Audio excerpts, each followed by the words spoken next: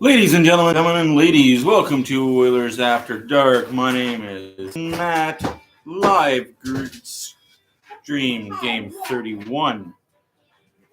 Oilers are 17-13, taking on the St. Louis Blues 13-15-1.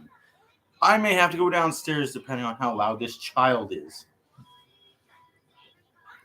I don't want to go downstairs. Ouch.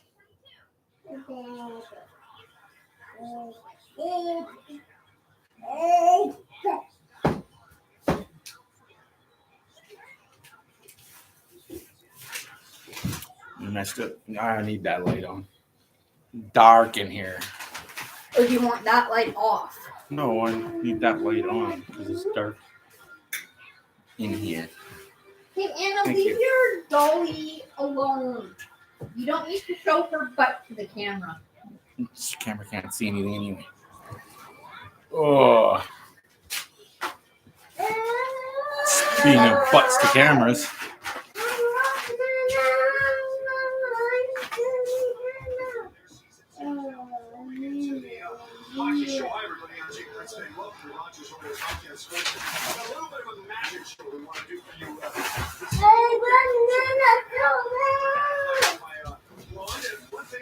Okay, you get 20 minutes and then I'm starting bedtime, child.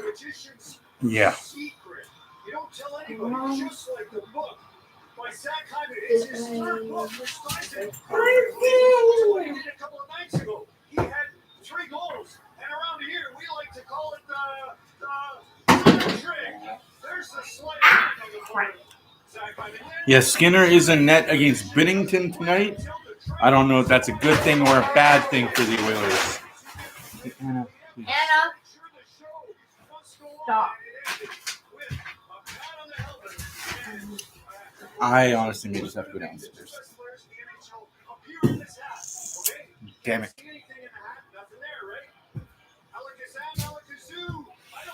Phew! Sorry, guys. There they are. I've done it. I have done it. They are the 2 best players in the NHL, and they have got the points to prove it. 59 for McDavid, first in the NHL night department. 51 for Draisaitl. He is second. Okay, finally, last trick of the night. Ready, everybody? It's the closer. Hocus pocus. Where did it go? And that's what the St. Louis Blues decided to do with Klim Kostin. They made him disappear. And he appeared in Edmonton. And tonight, he gets a chance to take on his old team. All right, enough with the witchcraft. But we do have our Woodcroft. Coming up next. No witchcraft, but Woodcroft. Okay. Boy. Gene in fine form.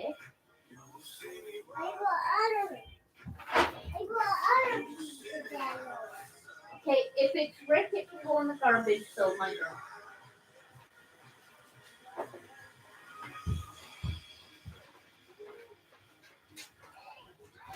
What is Maxwell Realty?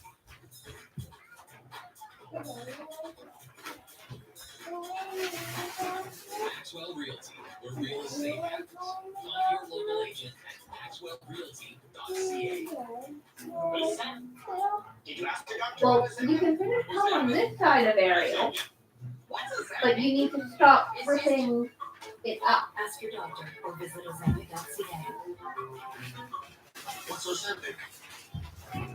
You're live to speak up. Before you know it, you may be missing out on the sounds of the game you love. At least now it's semi-complete. I know this man wasn't Although you sound like you had a very big and they looked after me. Now, I don't miss a thing. you need to take off your diaper. Care professional at your local Connect Hearing Clinic. Book your appointment today. Rogers Oilers Hockey on Sportsnet. Brought to you by the Rogers 5G network. Proudly providing 27 million Canadians with access to 5G. By Molson Canadian. Okay, well, Mommy wants to work on her blankie and Daddy's chair. Which means you gotta move. Well, first Mommy has to get Built Ford proud. My two lovely assistants on the way, but first. All right, let's go Oilers. Puck drop is 5 minutes away.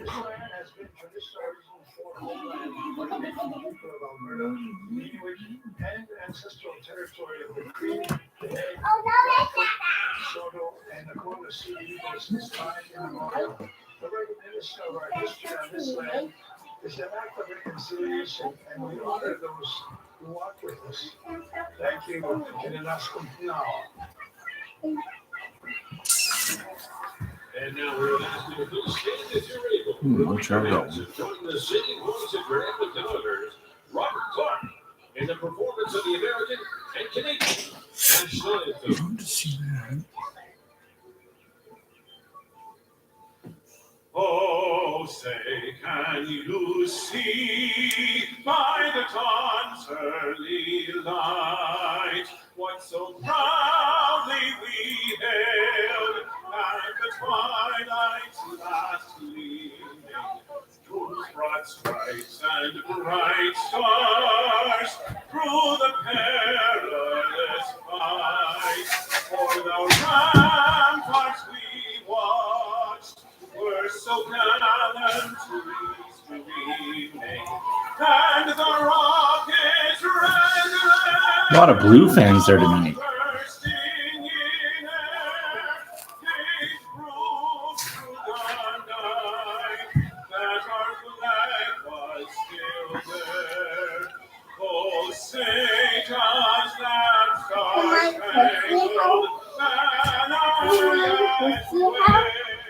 What's wrong?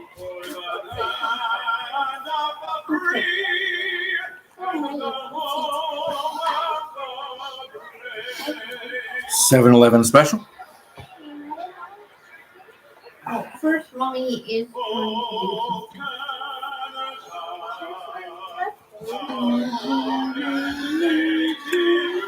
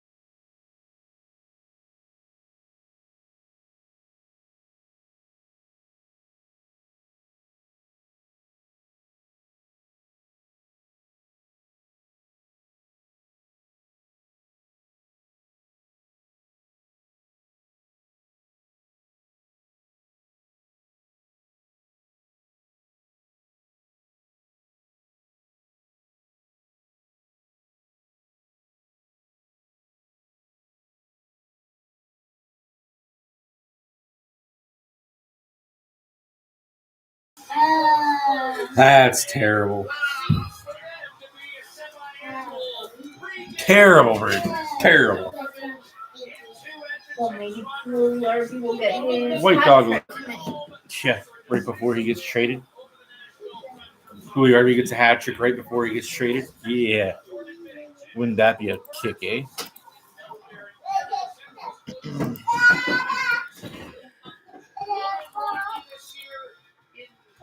Concert with St. Louis this season, but he's coming off a 23-save shutout in his last outing on Monday against Nashville. Stuart Skinner beat the St. Louis What are we going to the grocery store to buy, Anna? 7-6. Your starting goaltenders brought to you by Tim Hortons. And that's the clock? Yeah, I'm gonna have to go downstairs. These two teams have played twice each in So first commercial break, I'm gonna have to take it all downstairs. shutout. Sucks, but jeez.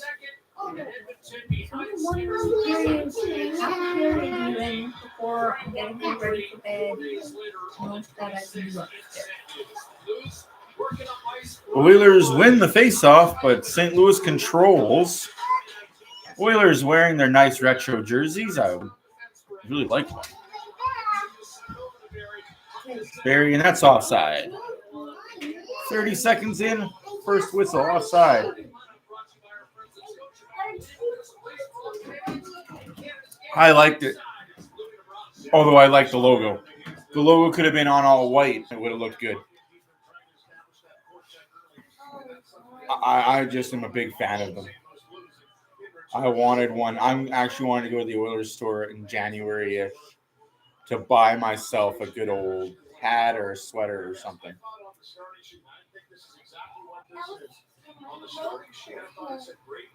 Mwah. All better? You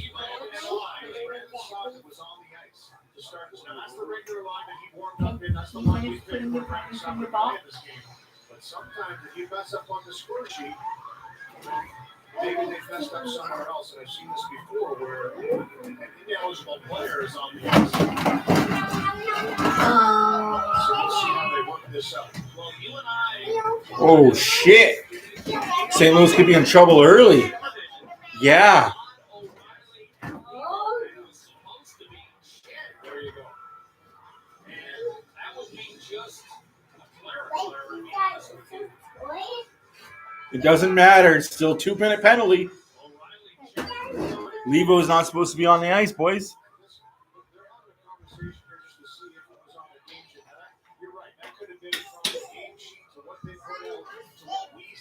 If he's not on the game sheet.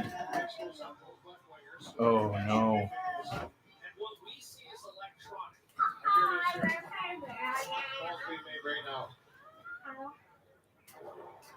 St. Louis Blues started the incorrect lineup. Shane was supposed to start. He was not on the ice to start the game. Therefore, there's a penalty. St. Louis. Good eye by Woody. Holy smokes. No, you can't. Once you submitted lineups, that's why you submit lineups. It's a very odd rule. And yeah, no. It's a very odd rule, but once you submit lineups, the home team has to match the lineup. That's why you see fourth line versus first line or third versus third. There's a reason for that. Sucks for St. Louis, but get your people together, man. That's why you have home ice advantage. Not the opening lineup. Not the opening.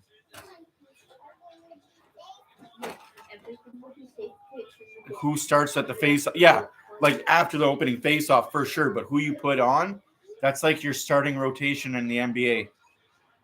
What a save. Goal! Zachary Hyman. Yes! 1-0 Oilers on a very sketchy power play, but we take those. 2 shots on net and a goal. Let's go, Oilers. Thank you, St. Louis, for messing up your lines. You're going to hear a lot of Twitter debate on that one, folks. That's, what's a squeaker? Draisaitl. To Hyman. Goal. Let's go, Oilers. What a squeak. All those goals that didn't count because of dumbness, he's getting repaid in full. 4 goals in 2 games. 9-game point streak. Gotta like it. Oh, no. Shore to Kulak. Kulak shot and rebound. Ooh, off of Shore's foot. Behind the net. In front to Barry. Barry keeps it down low. Kostin, Shore, and Ryan. Derek.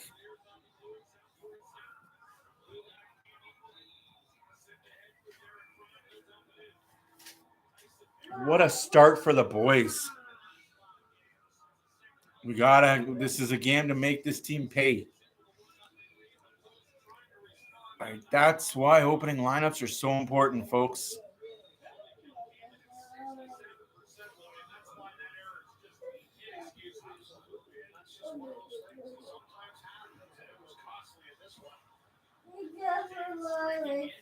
Unless there's an injury last second or whatever, there's no excuse for messing that up. Boy, that sucks. McDavid with the puck to Nurse. Nurse puts it behind the net to Hyman. Cece to Hyman. Draisaitl. Back down low to Hyman. Hyman to McDavid. McDavid does a little dangle. Oh, what a move. How's the puck behind the net? Up front to Hyman. Yeah, I think she might be ready for bed already. She's watch your step, please. Almost biffed it. Definitely going to be a clean night tonight.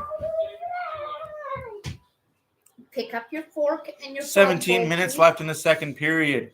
2-0 the Shuts. 1-0. Sorry, first period. It's been a... Oh. Hopkins. Nurse. Shot. Save. St. Louis now has it. 2-on-2 break.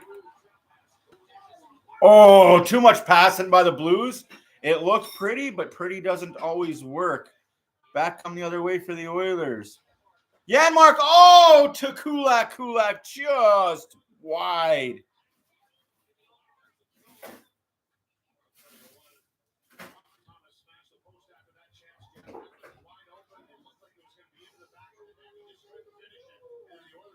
Here comes Puljujärvi. Shot, save.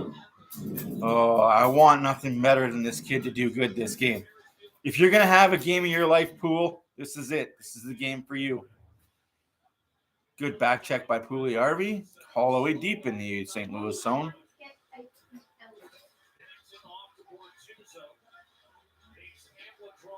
Hamblin. Yeah. Holloway gets bodied. Puljujärvi bodies somebody. Oof.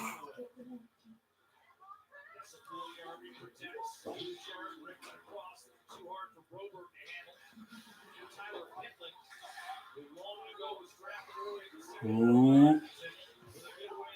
Sure. All by himself. Holds off Falk. High up the glass. Barry. Derek Ryan. Kostin has the puck in the Oilers zone. Up to Barry. Barry. Up to Shore. Shore finds Kostin in stride. Shot saved by Binnington and held on. St. Louis has not had a shot yet. 5 minutes into the first period. Ooh.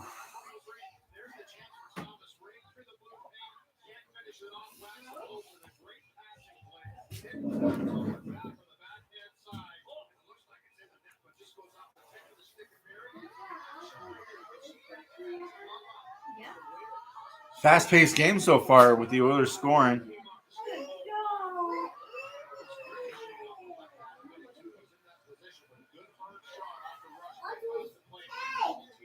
Yamamoto, Hopkins, and Janmark on the lineup right now.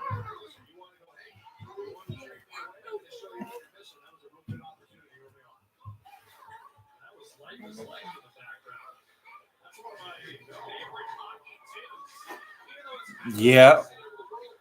If he plays well, he'll be one.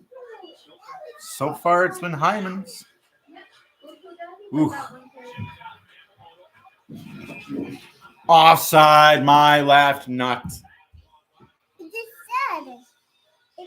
said on the bottom. What does it say on the bottom? It It says Reese's Peanut Butter Cup. This is the one you were supposed to bring to Daddy, Anna. Oh. T-minus 10 days to go. 10 days till what? What's going on in 10 days? Who's coming to visit Anna in 10 days? Santa will visit us. All right. I sure hope he comes.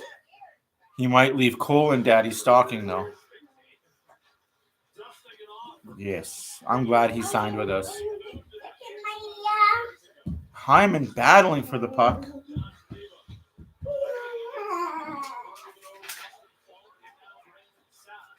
Saad bringing in over the Oilers line. Still 5-0 for Edmonton.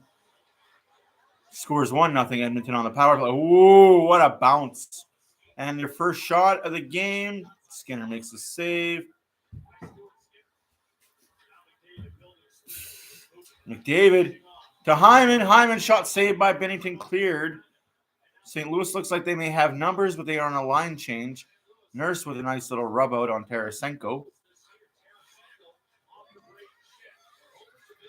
Man, that guy would look good in an Oiler uniform.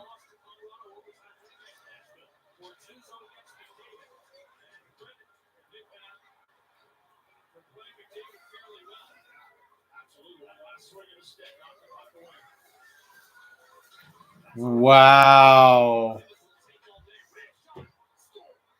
And we have a 1-1 goal. Again.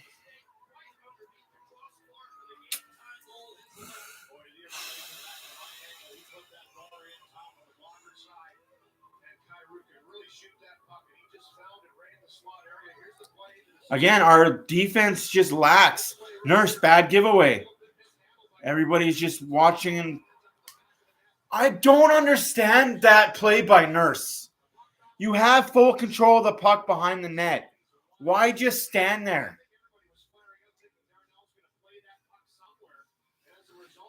That's all on 2-5 that we would tie a game. 13-13 left in the first period. 1-1 Oilers and Blues. 6-2 are the shots. Shots don't matter, folks.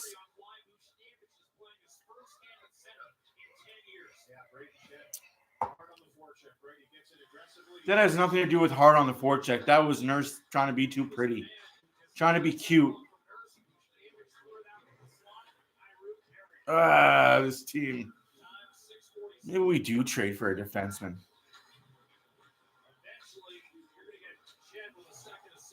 Just nothing Skinner could do.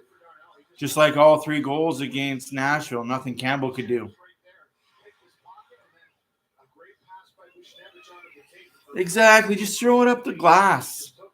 Get it out of the zone. Just get out of the danger zone. 6-2 are your shots. 1-1 is your score. 12 minutes to play in the first period here in Edmonton. Hamlin. Pugliarvi does not see the puck in his feet. Look down, big guy. Look down. Oh. It's going to be a game of games, folks. What the heck am I looking at? Someone's attempted cookies. They bought cookies? No, they made cookies. Why are they so... She burned them. Burnt cookies. Yum. Not really, but yum. A lot of games going on tonight, ladies and gentlemen. Also, there's going to be a special video after the game for the 50 subscribers. Thank you all for doing so. It's greatly appreciated, every single one of you that are here, talk, let us know. I appreciate you all.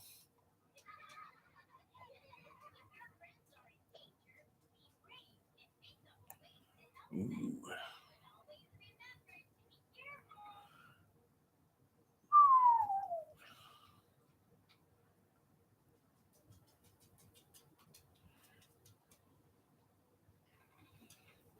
Crazy. Yeah, I bet the Blues fans are in disbelief right now, man. Like, oh, you got to go out.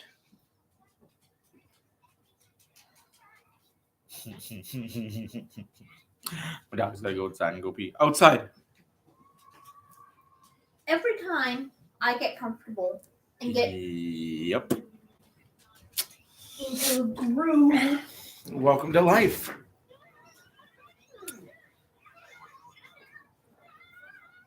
Well, hello.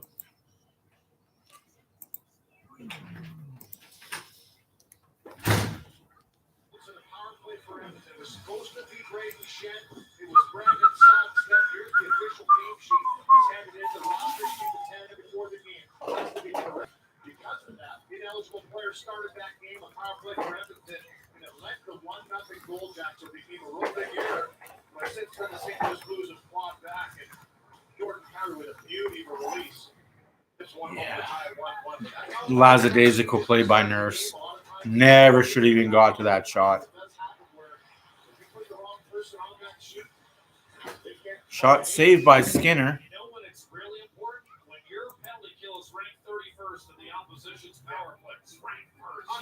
It's hard to believe the Oilers are ranked first with how bad their power play was for a stretch of 5 games. Is the league that bad at power plays this year?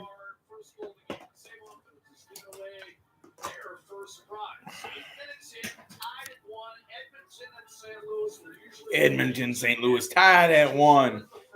11 minutes and a half left in the first period. Face off in the Oilers zone.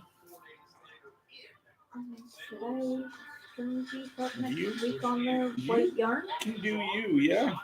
Shot blocked by Kostin. So it was a bit of an interesting storyline, Louis. It factors in that Cairo goal. There's no question about it. Exactly as you anticipated. If you picked up on that when the Blues made their Stanley Cup run. Yeah, I've been throw it out. covering the playoffs a couple of years. And that's Yeah, one thing that I know Frank that's the Ruby's second always part said there, about too. Frank. He likes to Yeah, shuffle that's him the around, best. put him on Oh. line. She's taking the stickers off of 1. I don't know. Just throw the ball out. Oh, I'm going to throw it. It's paid off the first goal of the game because he was the initial man of work that play for Darnell Nurse. Torrey Crew whistling it out. Good pull. Good pull. Good pull. Are you okay? You heard that, right? Your handshake like mad? What's wrong with you? You vibrating or what? But look at my hand. Are you okay? I think so. Define okay. I can't. So I don't know if we're all okay or not. Skinner tries to stop the puck on the net, cannot do so. Shot blocked. Skinner. Oh, you should have held on to that. Kulak gives it to Barry. Barry does not get it out of the zone. Draisaitl falls over. Puck control behind the net in front. And now he covers. Draisaitl with a good defensive play in front of the net. I like to see it. Draisaitl playing good defense.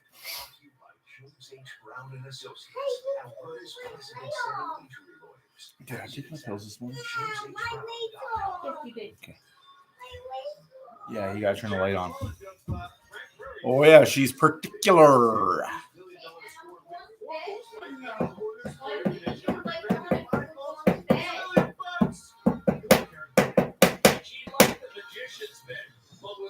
And there is light. What's going on there? I know. Well, the kids have grown up, but their outfits still are from when they were, young. So not everything fits. We're on a budget, Jack. We're on a budget, so I think we won't buy anything new. How are you on a budget? Your wife's on the board with the Edmonton City Council.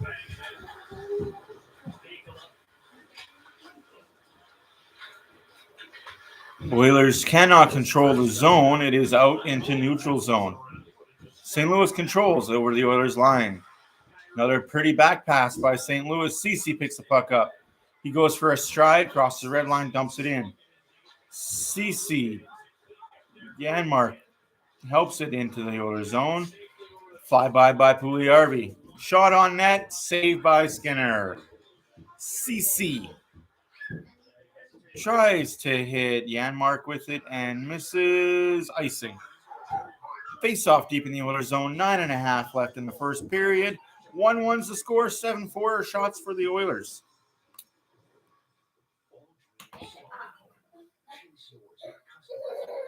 What are we doing? I was trying to take this off so that I could take off the clock things while we're on the stairs. Yes. You just know. Okay, take off your Blues win the face-off. Holloway runs into the linesman who is lost in no man's land. It's called piston position, buddy. Learn the piston position. You're an NHL ref. You should be good at it by now. For those refs that do watch this stream, you know what the piston position is. Oh my goodness, we have a child and a power play coming up for St. Louis. Oilers will go to the penalty kill. Looks like Hamblin is going. Oilers Hall of Famer Pitlick. Oh God. Anna, come here. If he's a Hall of Famer, I'd hate to see who doesn't make the Hall of Fame. By BW standards, I'm going to throw a guy out there. Anna, come here, and then we will go upstairs. Because you are most obviously ready for sleep.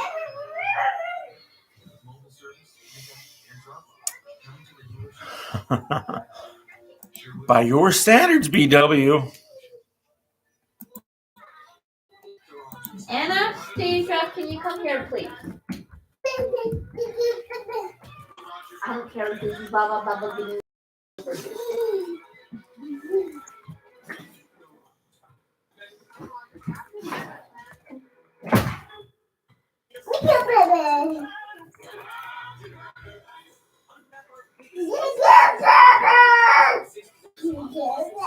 No, Anna, lay down.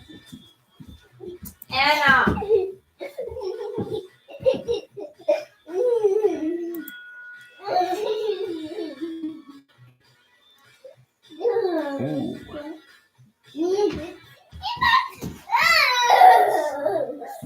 Come here, please.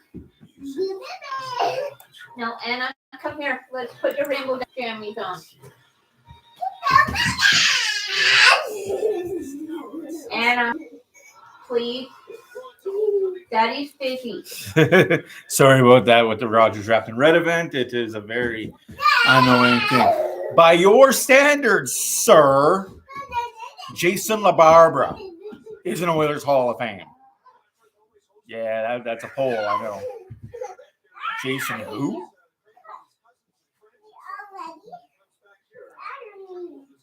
Welcome back, Mac T. Yeah, he's a great guy. Silly question for you. How many goalies have worn the number 1 in Edmonton Oilers history? Just stop. Anna. Without looking up in Google. Who knows the number off of the head? That makes sense, actually.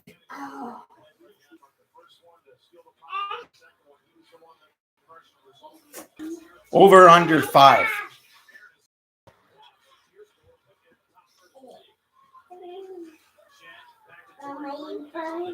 Oh. Okay, I'm trying to get your feet.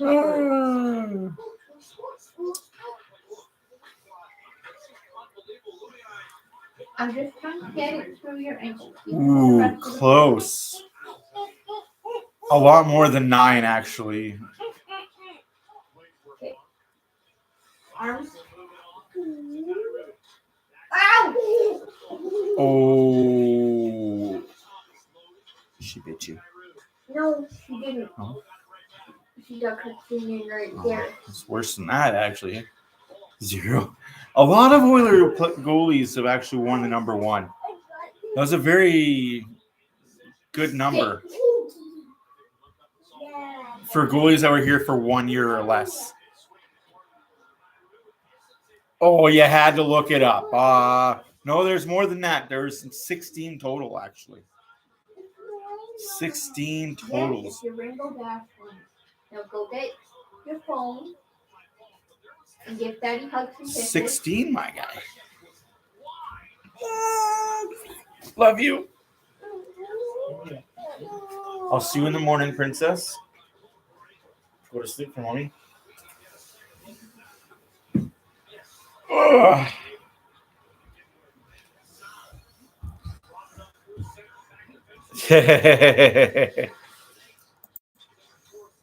Yes, there was 9 goalies. You're right. With 16 players. That's a lot of goalies to wear the number 9. But you looked it up. You cheated. Cheater.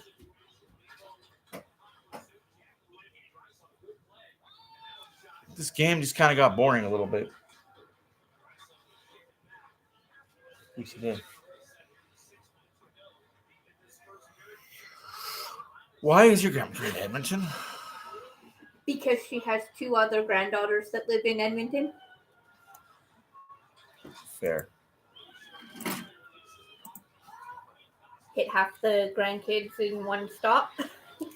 Yes. Okay. I'll see you when you come down here. Yes. Hey, Anna. Daughter's going to bed, so it'll be super quiet down here so I can make as much noise as possible. Although you might hear a thump. Yeah, you'll hear a thump. Oh, you can keep that light on. Okay, Yes. Okay, I'll turn it on when you leave. Okay, put Oof. that phone in your Collision box. in the Get corner. your phones that we can go 5 upstairs. minutes left to play in the first period. 8-4 are the shots for the Oilers. 1-1 is the score. I will get into the out-of-town scoreboard in 5 minutes. See you in the morning, baby. Love you. Did Blanket come downstairs this morning? I cannot remember. I don't think so. I have a spare upstairs. Yes. Fired into the Oilers zone.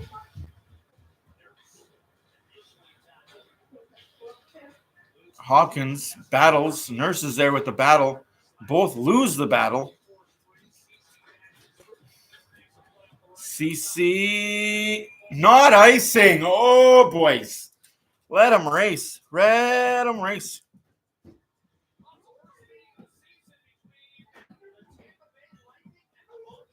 Yeah, I like the fact that they're not letting St. Louis shoot.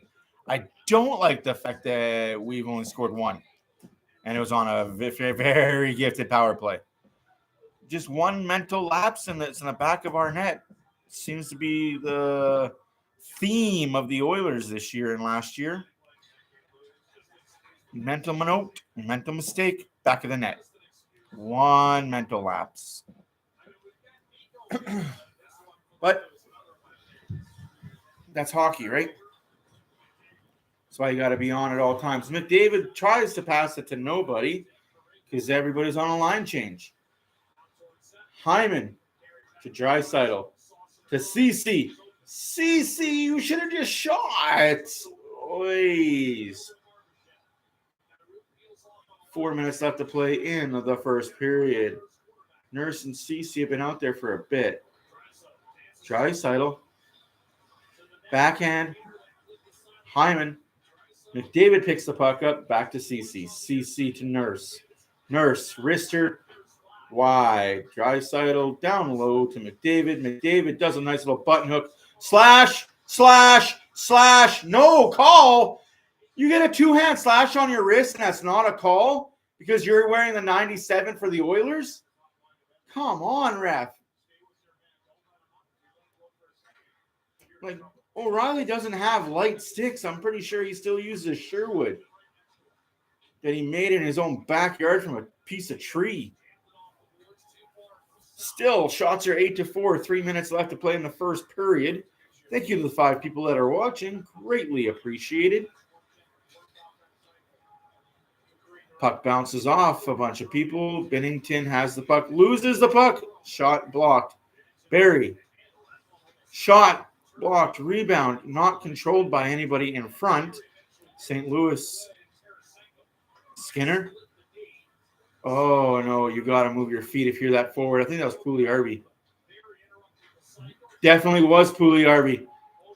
Hamblin. Shot. Rebound. And Pugliarvi, instead of taking body, stick checks. St. Louis comes out 3-on-2. Bouncy puck. Oh, my God. Can a forward for the Oilers please move your feet?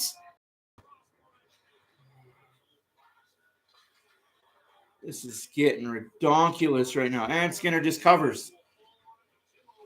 Oh, this is getting crazy ridiculous that this Oiler forward group does not know how to move their feet in their own zone.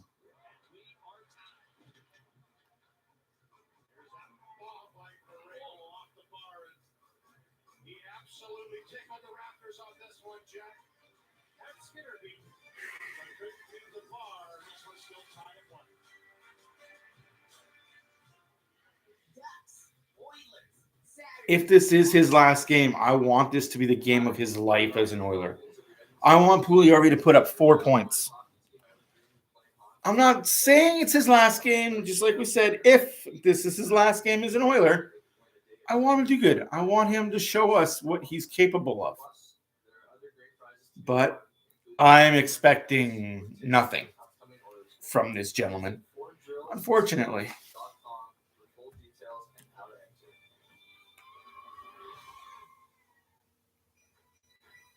Rogers rocked and run event. The Rogers rocked and run event. The Rogers rocked and run event. The Rogers run event. The Rogers rocked and run Yeah, we don't hate Puljujarvi at all. Like, we wish the best for that young man. It's just... Unwrap our biggest deals of the season with mobile plans from $60 a month plus exciting offers on devices. We get Miller Lite set up and Miller Lite tea. We had to choose great taste or 90 calories. We chose both. It's Miller time. Experience brought to you by James Brown and Associates. No. Setting injury lawyers. Get the settlement you deserve. JamesHBrown.com. Going on, Draisaitl, Connor McDavid going over that last play on the bench to get a little breather. They're right back out on the ice now.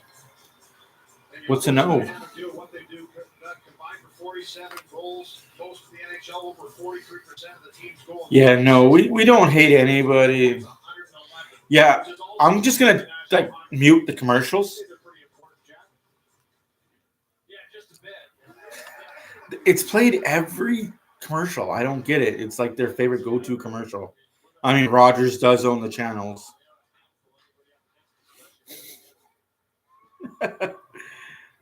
Oh, will you look at that? Oilers have the puck in the St. Louis zone, but not for long.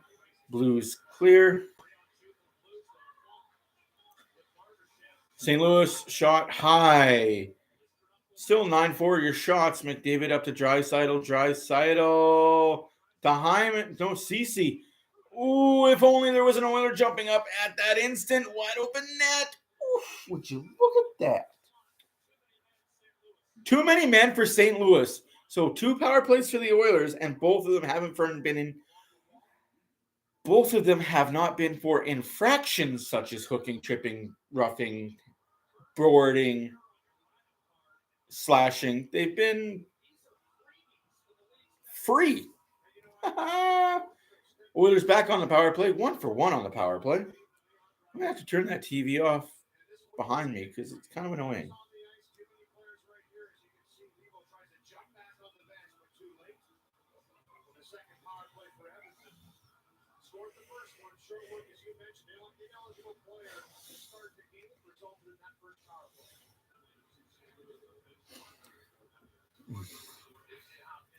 Oilers win the faceoff. Minute left to play in the first period. Hopkins loses the puck battle to 41. O'Reilly battles with Draisaitl. Draisaitl wins it. McDavid tripped up, no penalty. Okay, so we're not going to get any legitimate penalty calls called against St. Louis this game. You can trip, you can slash, you can hack, you can hook. We won't call those. Too many men on the ice. We'll call that. You can't put the right guy out there. We'll call that. It's McDavid to Barry, back to McDavid. McDavid, /1, /2, /3. Can we just call something, please? Sooner or later, 97 is going to end up headbutting or cross-checking a guy in the face. He's going to start giving people the moose treatment.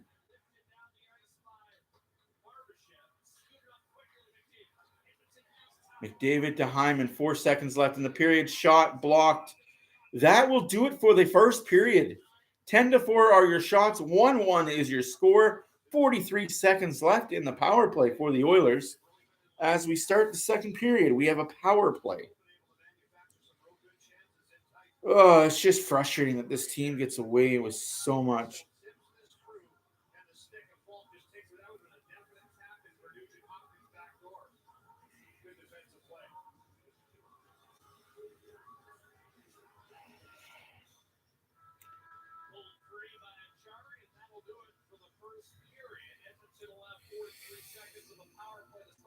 The things that bother me is how many slashes people give to McDavid and get away with it. Like, you don't see that treatment with any other superstar where they get slashed 7 times on a shift, and it's okay.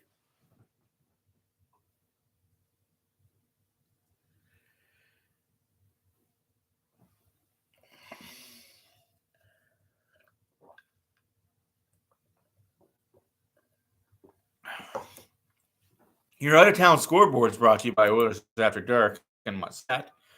We got a lot of games going on tonight. In overtime, the Kings and the Bruins are tied at 2. After 2, the Predators and the Jets are tied at 1. The Knights are 2. Shocker. The first 2, the Avalanche, nothing at the end of 1. Your finals tonight, the Ducks beat the Canadiens 5-2. The Lightning beat the Blue Jackets 4-1. The Stars beat the Capitals 2-1. No OV goal. Flyers beat the Devils 2-1. The Penguins beat the Panthers 4-2. The Hurricanes beat the Kraken 3-2. Excuse me. The Rangers snapped the Leafs winning streak. Beat the Leafs 3-1. That is it for your out-of-town scoreboard.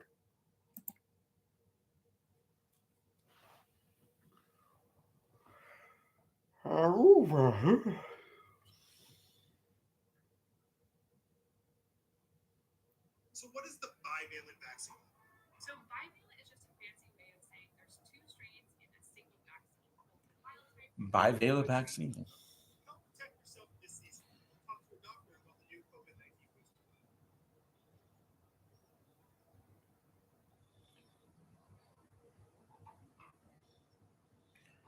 Yes, folks, get vaccinated.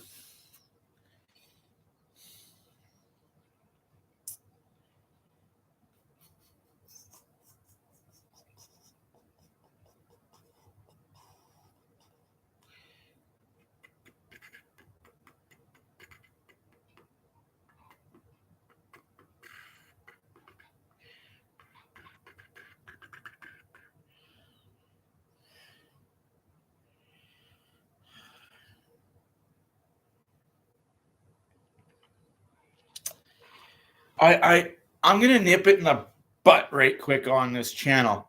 Klingberg is not coming to Edmonton. I'm gonna go turn that TV off behind me because it's kind of annoying me. Very OCD like.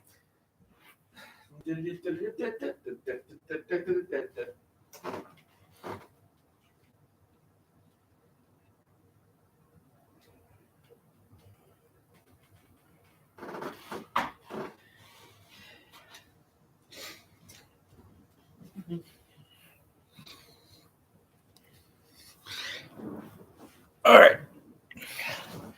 Now, I'm going to nip the whole Klingberg contract and he's coming to Edmonton in the butt. For him to come to Edmonton, there needs to be 3 or 4 players moved out of Edmonton for contracts. It's just not a feasible thing unless it's a complete package deal where it's Klingberg and 1 or 2 others, low salaries, leaving for high salary players off Edmonton, like a $3 million Puljujärvi, a $2.5 million Barrie, and then. It's just not feasible cap related to bring Klingberg into Edmonton. There's too much cap gymnastics. That is why. Oh, absolutely. Like I said, like the trade would make sense if the numbers worked. The numbers don't work. And I can't stress that enough to people that I talk to on social media and in my everyday life. The numbers just don't work for Klingberg to come to Edmonton without us giving up draft picks and more than 1 or 2 players. That's why I say Comtos might be coming to Edmonton. Comtos. I don't like this. Who's the other defenseman that is linked to Edmonton with Anaheim? He played for the Oilers a few years ago, like a minute ago. Dmitry Kulov, or whatever his name is. There's rumors he's in the trade for Puljujarvi. Why? We don't need him back. He was already done the Oilers stint. He's been here, done that, got that T-shirt. We don't need that type of player here. Like, that's why I say if a trade happens, it needs to be for a forward and a forward, salary and a salary.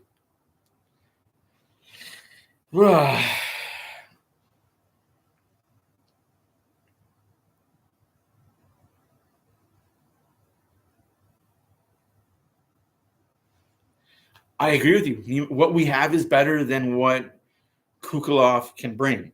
We have better already, so why bring in a guy unless it's just literally to dump Puljujarvi off? And then that's a losing trade for the Oilers. I don't care how you – I don't want a trade where the Oilers are losing for the sake of getting a player out of Edmonton. That, to me, just – that would leave a sour taste in my mouth to trade Puljujarvi for just trading a body because he's not producing.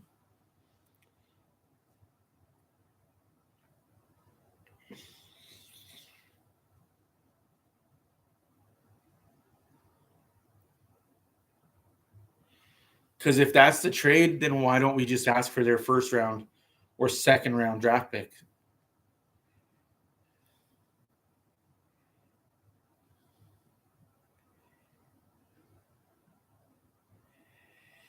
Yeah, and I want Kulich to be in rehab as long as that guy needs. Like, I want somebody to work on themselves and take as much time as they need. That's why I have such respect for what Carey Price is doing. And I get fans are upset, but he's obviously going through some shit. That's exactly that. That's exactly because Puljujarvi is doing things. He's skating up and down the lines. He's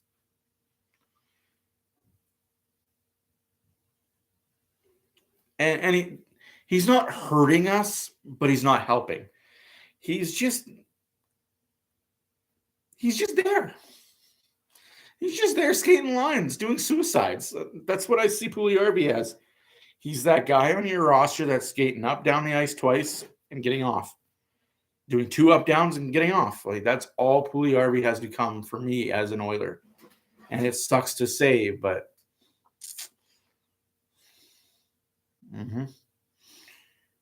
absolutely he's floating. I hate to say it, Braden, but apparently Ovi can only score empty net goals. So unless Washington's leading by 2 late in the game, I don't see him getting any more goals in this time being.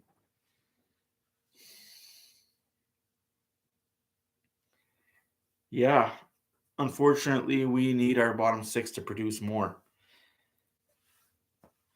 Ugh. It's a fine line, my friend. Fine line.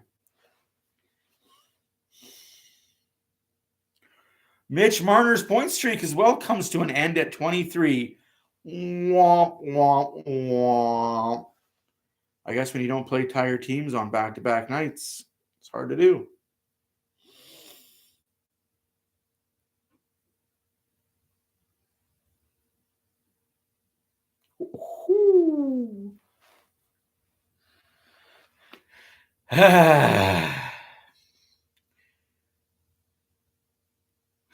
He scored a hat trick yesterday. Yes, he did. But where were those 2 goals? 2 of the 3 goals were what? Power play and empty netter? I rest my case.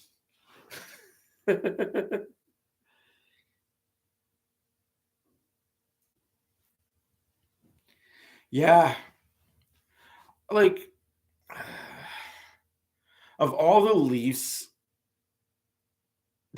all legit, true, they're all counting the NHL. What I'm trying to say is, of all the Leafs that I want to have success, he's one of them. He's just one of those guys that you want to see do well. He's caught up in the Matthews train, and it sucks. Marner really is a good guy. He's just caught up in the whole Matthews train there in Toronto. The Matthews and Nylander train.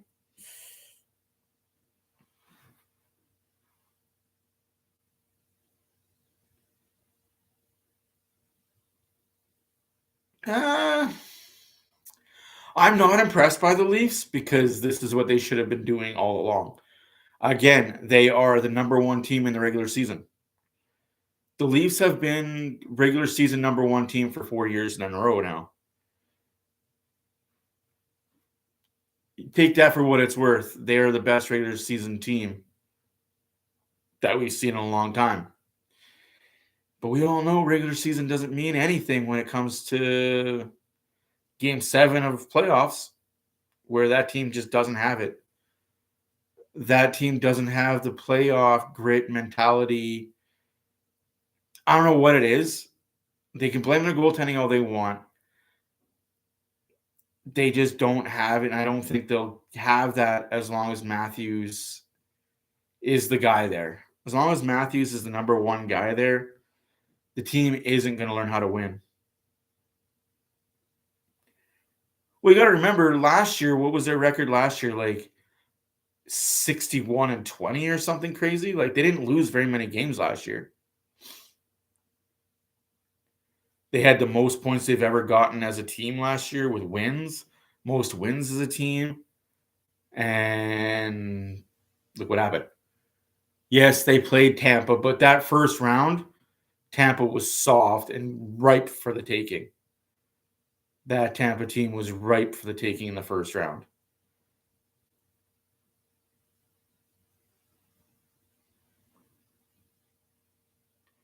Ooh, Nick Leddy, Braden Shen, Josh Levo, Colton Perko, Colton Riley, Jordan Binnington.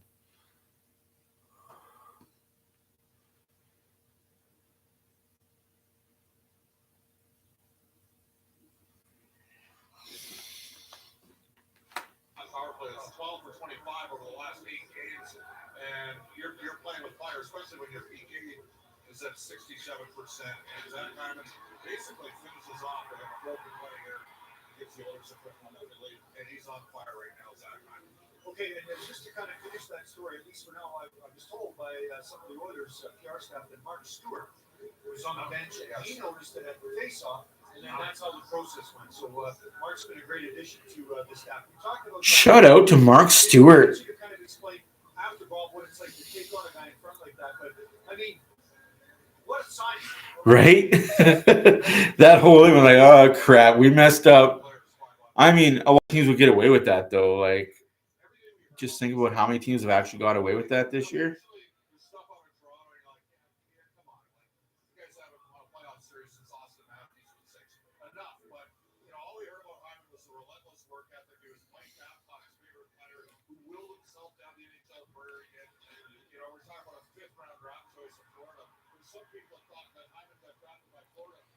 Yep. Yeah. Oh, that's awesome, Bradley. That is awesome. I do like the Tarasenko rumor. I just don't think, again, cap is feasible. Who goes back the other way? We're losing 2 guys and prospects. His cap hit is just too high. And that's the only crappy part about the Oilers and the cap situation they have.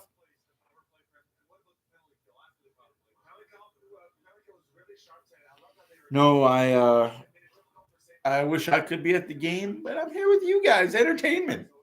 We're doing the entertainment factor tonight. I will be going to a few games this year, probably in the new year, closer to February-ish. But for now, y'all are stuck looking at my pretty face. 4 minutes till puck drop in the second period. Yes, let's get that La Bamba going, for sure.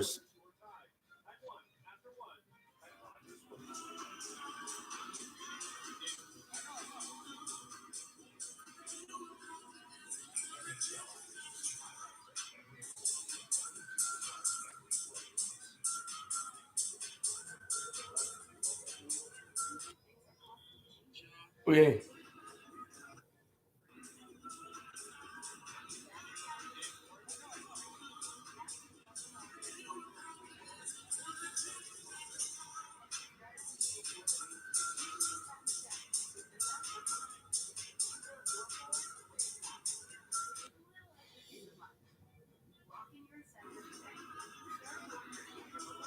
Okay, so for those people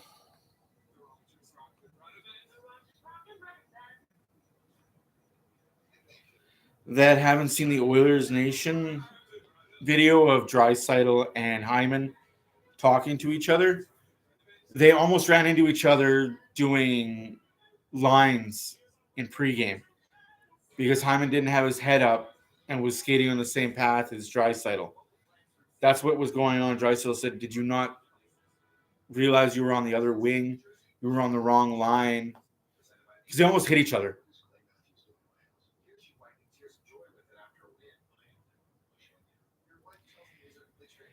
Yeah. And Gene Principe's wife was one of the 4 people that didn't want it demolished. So say what it is. The mayor didn't want it gone. She didn't want it gone. And 2 or 3 other people didn't want it demolished. But it's time to move on. It's time for Northlands to stop having taxpayers pay money to keep it going.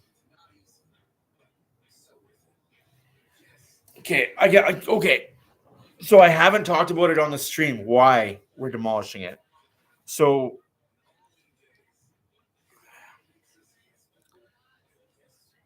back when Daryl Cates bought the Oilers and wanted to put a new building up because he knew that Rexall was decrepit and falling apart, he went to Northlands and offered Northlands a huge sum of money to buy the property that Northlands owns.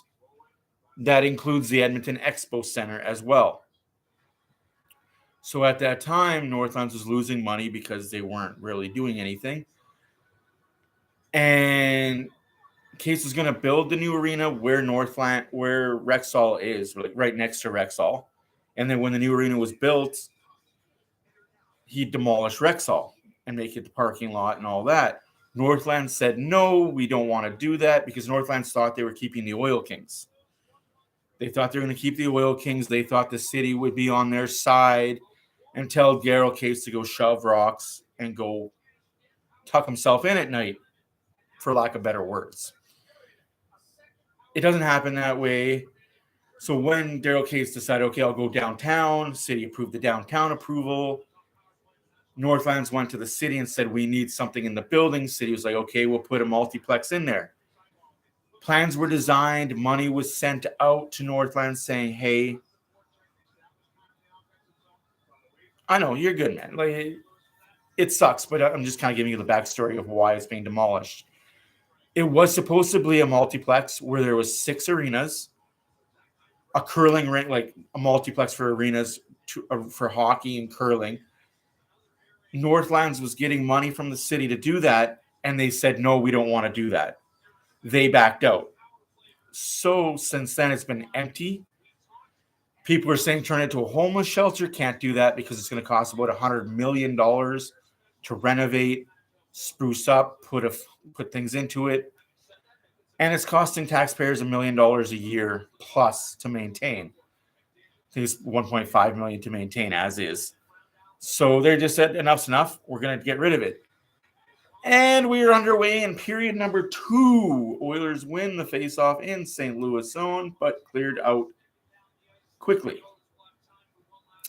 19 seconds left in the power play. Draisaitl up the wing. Stops on a dime, passes back. Barry back down to Draisaitl and out the zone.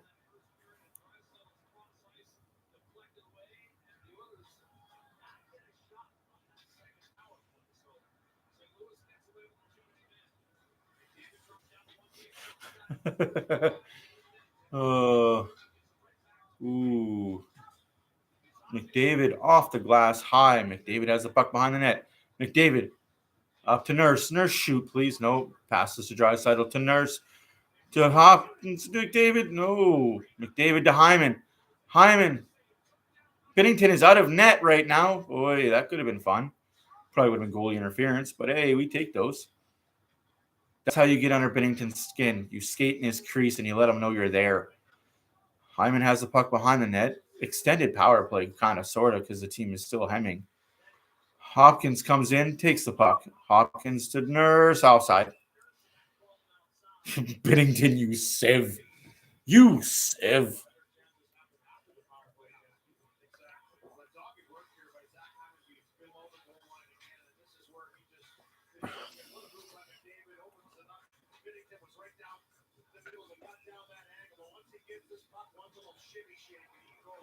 Kind of wish we'd scored more than one goal in the first period on Binnington.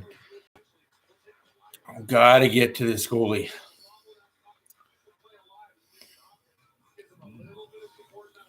Face off won by Kostin.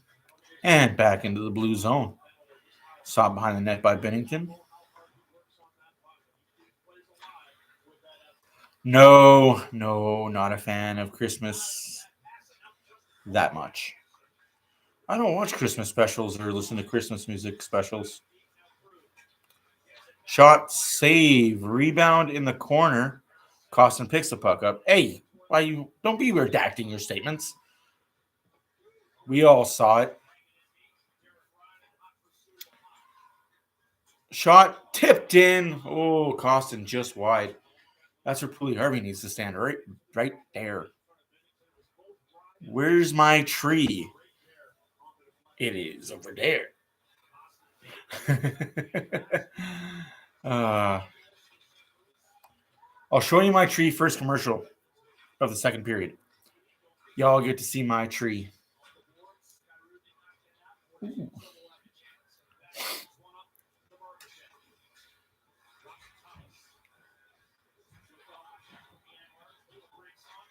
Shot, save in front. Oilers now having a little bit of trouble. Shot, big save by Skinner. Again, forwards not watching what the heck is going on in their own zone. Just standing still and puck watching. Oh, there's somebody behind me? Let me go check. Ooh, I think that's Barry with the poke. No, that's Janmark. We have way many twos. 2 5s, 2 6, 2 9, 2 1, 2 2. 2. Everybody's in the twos. We need to spread out our numbers a little bit. Devin Shore gives the puck away. Nope, sorry, that was Puljujärvi. One time, kid, one time. Too many men on the ice again for St. Louis.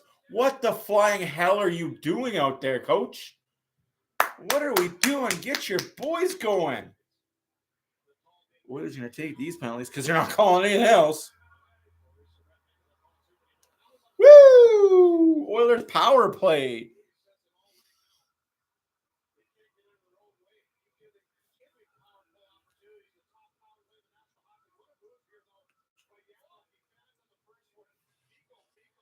I just read that, right?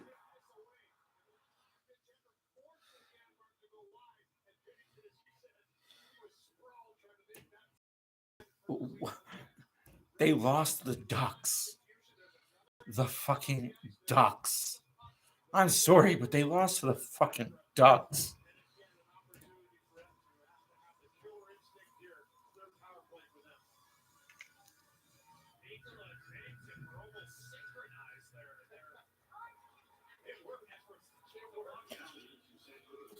I mean, they have youth on their side.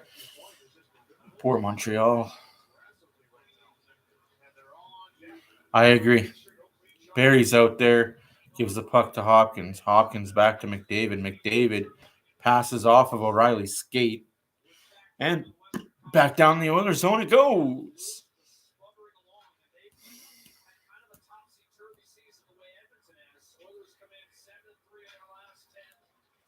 No, we're not losing to the Ducks on Saturday. If we lose to the Ducks, I'll sell one of my hockey cards.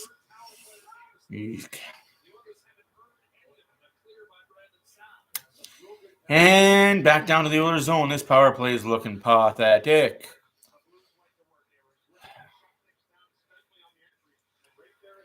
Back to nobody because we don't know how to back pass. 50 seconds left to play in the power play. 15:27 left on the clock in the second period. This power play looks so dumb. It's just... And then McDavid does that. Holy shit, McDavid just did that again. A ho-hum fucking power play, and McDavid says, all right, boys, hold my beer.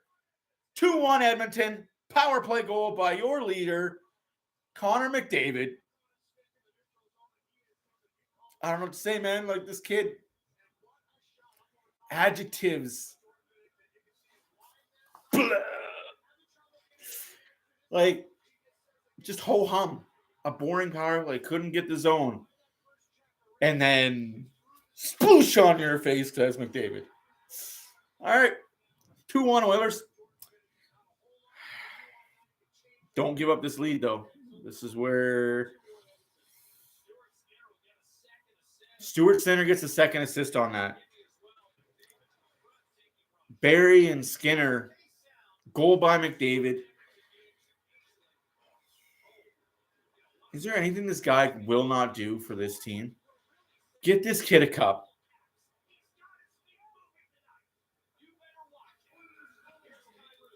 .14.5 left to play in the second period. 2-1 Edmonton.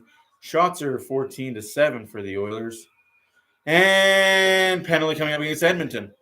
Again, a penalty coming up against Edmonton that should not be a penalty. But hey, we call those against the Oilers. Yamamoto going to the box for tripping. I mean, I saw McDavid get tripped worse than that first period.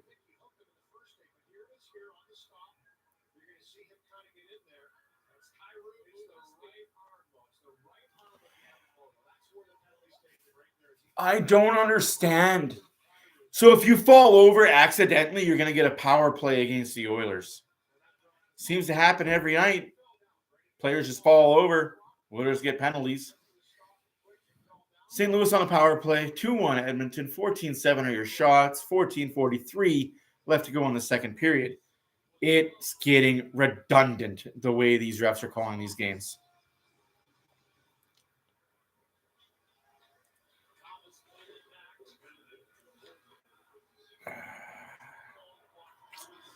Puck cleared out the zone. McDavid on his horse to go get the puck in the St. Louis Blues zone. And down the ice it goes again. It's in the St. Louis zone. They're trying to do a McDavid. It does not work. You don't have McDavid on your team. Sorry, Kerr.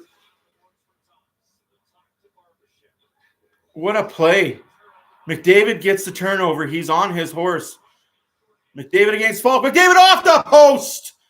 Holy smokes, this kid. PK, power play, 5-on-5. It does not matter. This kid's got a motor.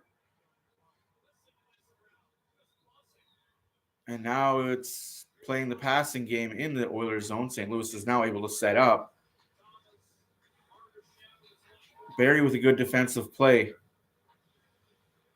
Hopkins with a good defensive stick in the corner. Hopkins tries to block the shot from the point. Nobody's watching the back door. Saved by Skinner and held on. Hey, Hosa. Welcome. My name is Matt for Wheelers After Dark. We are here all 82 games a year. What a spin, though, man. This McDavid kid.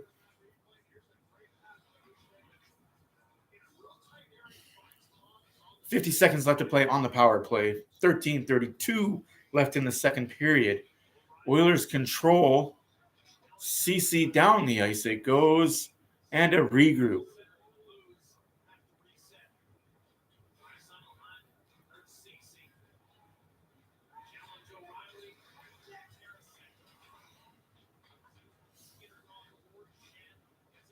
Oops. Oh, no. Shot saved by Skinner. 20 seconds left on the power play. 13 minutes left to play in the second period. St. Louis has control. Oh, shot off the backboards. Held in by Shen. What a play by Draisaitl. Gets it out of the zone. Power play is over. Good kill by the Oilers there. They've definitely improved their PK last couple games. Janmark gets tripped. Oh. And power play coming up for St. Louis.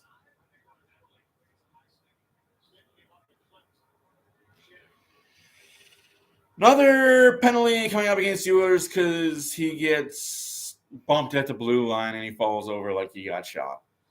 There must be snipers in the crowd in Edmonton. Just sniping these St. Louis Blues players over, I'm telling you. Are you fucking kidding me? Are you fucking kidding me? You skated into the fucking player.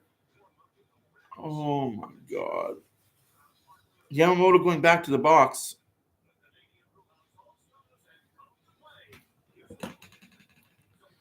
Apparently, the smallest guy on the ice knows how to headhunt and hit people on the head.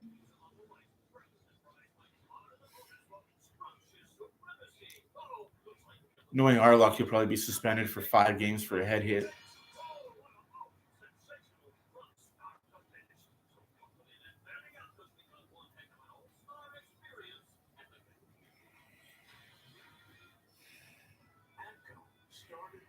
Yeah, I was around for the Gretzky, and I am glad to be around for Gretzky, and I'm very happy to be around for McDavid. Like, this is definitely something special.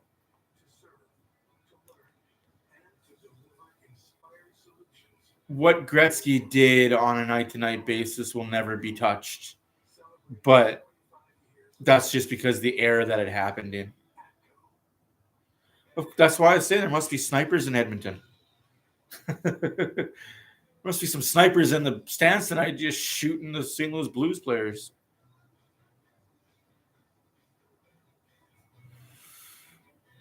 Odds are pretty good.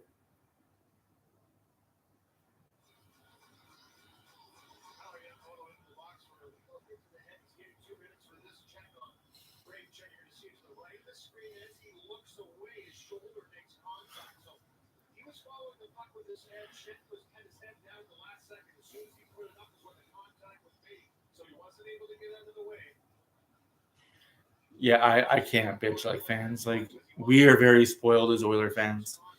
That's why the Decade of Darkness didn't hurt me as much, I guess, as it hurt the newer fans, is because I was around for the glories. Yeah, you got to go concussion protocol. You dove, you dumb fuck. Concussion protocol.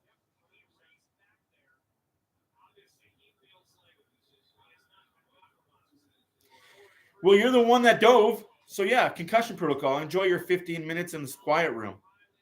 Shot wide. Oilers trying to clear the puck out. McDavid has it. And he's off to the races again.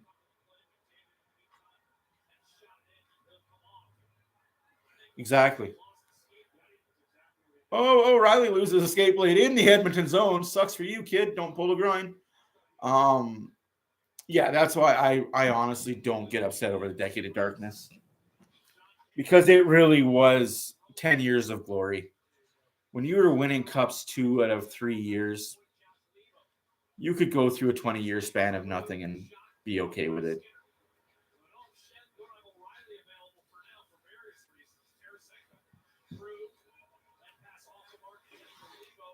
It's when you get to the Leafs and not win since 67 and don't even make it out of the first round since 92, I think it is, 96. Yeah, that's when you start to worry. But Oilers will never have that problem. 40 seconds left to play in the second period. Oilers 2, Blues 1. Blues on their 4th power play. 11 minutes, 14 10-year shots. And saved by Skinner. 14-11. Giveaway, Draisaitl. 1-on-1. He's got help with him. Looks like Hyman. Draisaitl! Saved by Binnington. Schen's not back. Nope, Schen's not back. He's not allowed back for 10 minutes. It doesn't matter if he's sitting back there saying, I'm good, I'm good, I'm good. Can't come back. 10-minute protocol, my guy. Shouldn't have dove.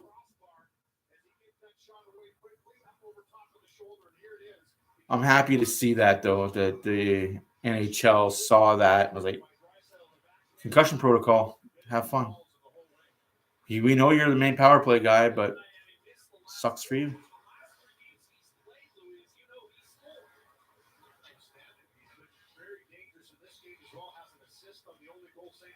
Oh, Broberg gets his stick held and chopped out of his hand, but no call. Interesting. And the Oilers kill the power play. Good penalty kill by the Oilers again. Bouchard up to Yamamoto. Yamamoto gets rammed kind of hard into the boards, but he's no worse for wear.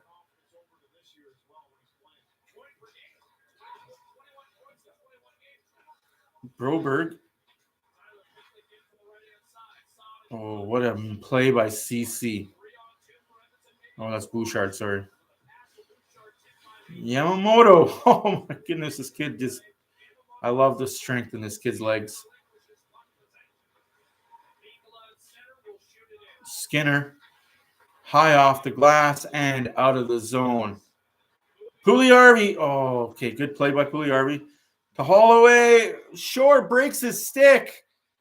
That's a broken stick. Shore, put it down. I know it doesn't feel broken, but put it down.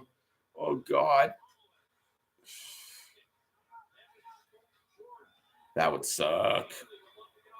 Nurse. To Pugliarvi. Pugliarvi. Holloway. Holloway loses the puck to Parenko. Tarasenko, Parenko, Tarenko. Oof.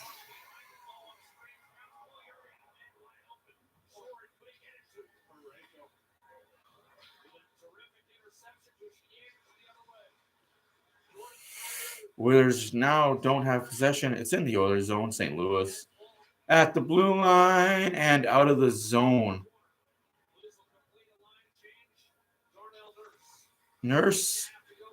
Ooh. That was a mistake play by Nurse. Saved by Skinner. That's but not enough for hitting the netting. Nurse has the puck. Loses possession. Man, it's third giveaway by Nurse this game. Please pick it up. Please pick up your game, Nurse. We need you to pick up your game. Shots this period, St. Louis 5, Oilers. Sorry, St. Louis 7, Oilers 5. Shots are 12-15 overall for the Oilers. 8 minutes left to play in the second period. 2-1 Oilers. St. Louis just skates in the zone, right? Gives up the slot. Oilers give up the slot. That's not a dangerous scoring play right in the middle of the slot, is it? Good Lord. McDavid flicks it up. That's hit with a hot stick. Doesn't matter. McDavid gets the puck again. Oh, that's just unlucky. Man, I'm going to need some water today. Tough sledding.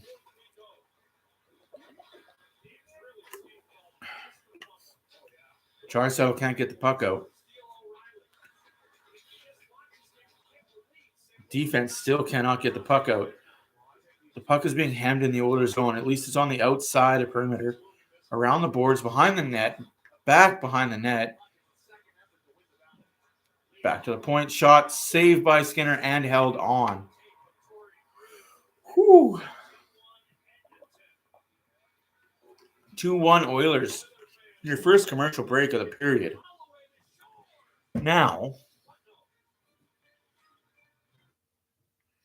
what does the tree look like?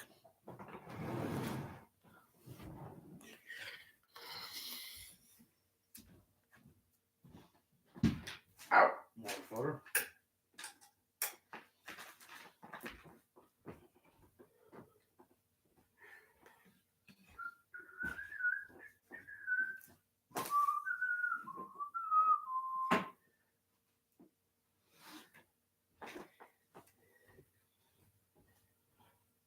The tree is your standard 6-foot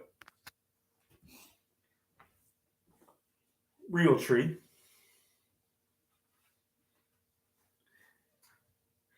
I like it. It's got the angel on it instead of star.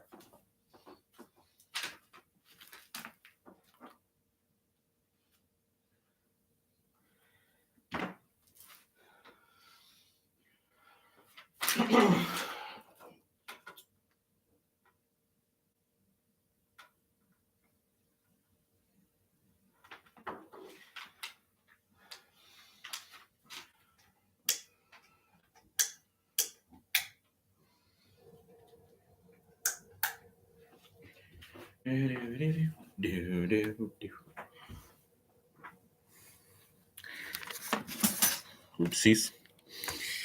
Yes.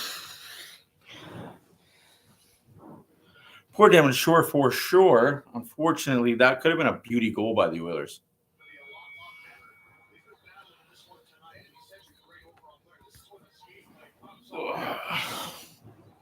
Yeah, he's -21. All the Blues are minuses this year. Ooh, it was stuck against the net too, eh?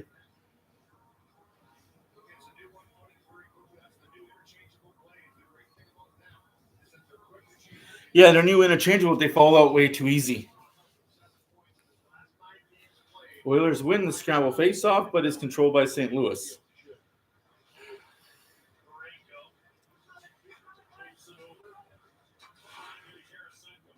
Good cutoff. Bouchard made a good play there. Battling in front of the net. Bouchard and Broberg are actually doing a good job tonight so far. I haven't noticed any glaring mistakes made by them. Unfortunately, it's been Nurse that's made a few of them, and it's unacceptable on his part.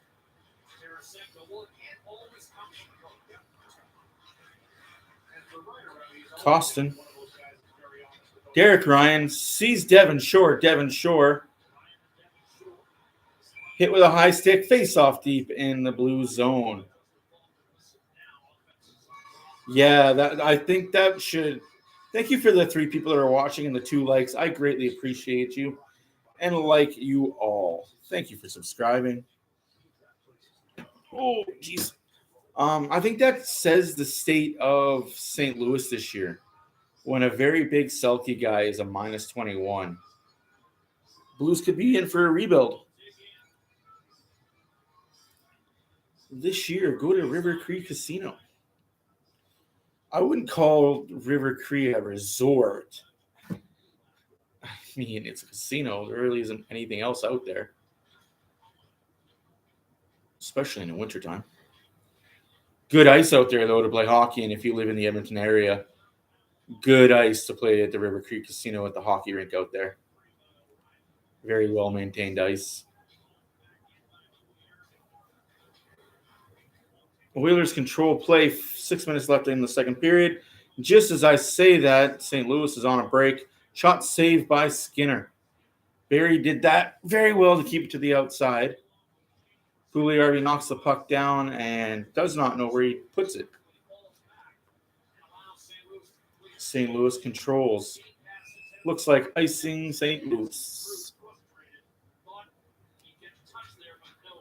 And yes, Shen is not out yet. Man, that's got a really irritated guy, though.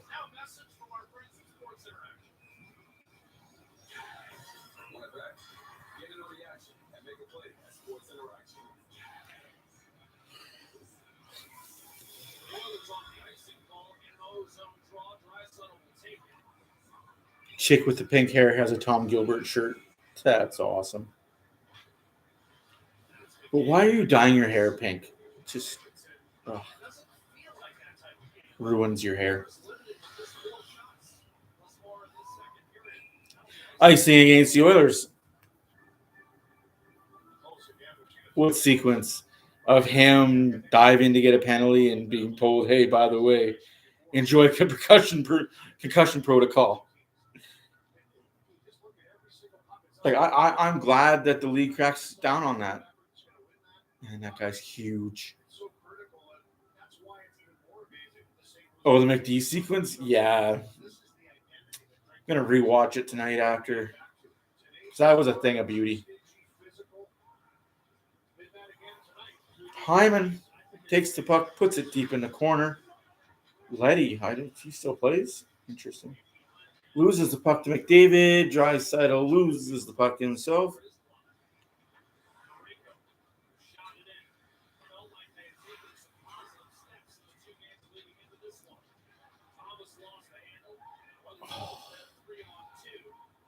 I would have let them touch it, Nurse.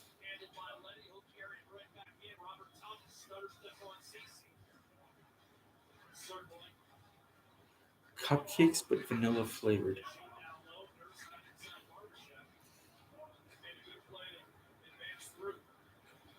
McDavid loses the puck to Krug. Oh, Nurse misses the puck, and she fell out of bed. Hopefully she's good. Giveaway and saved by Skinner and held on. Oh my God. Why are we giving the puck away so freaking much as defenseman?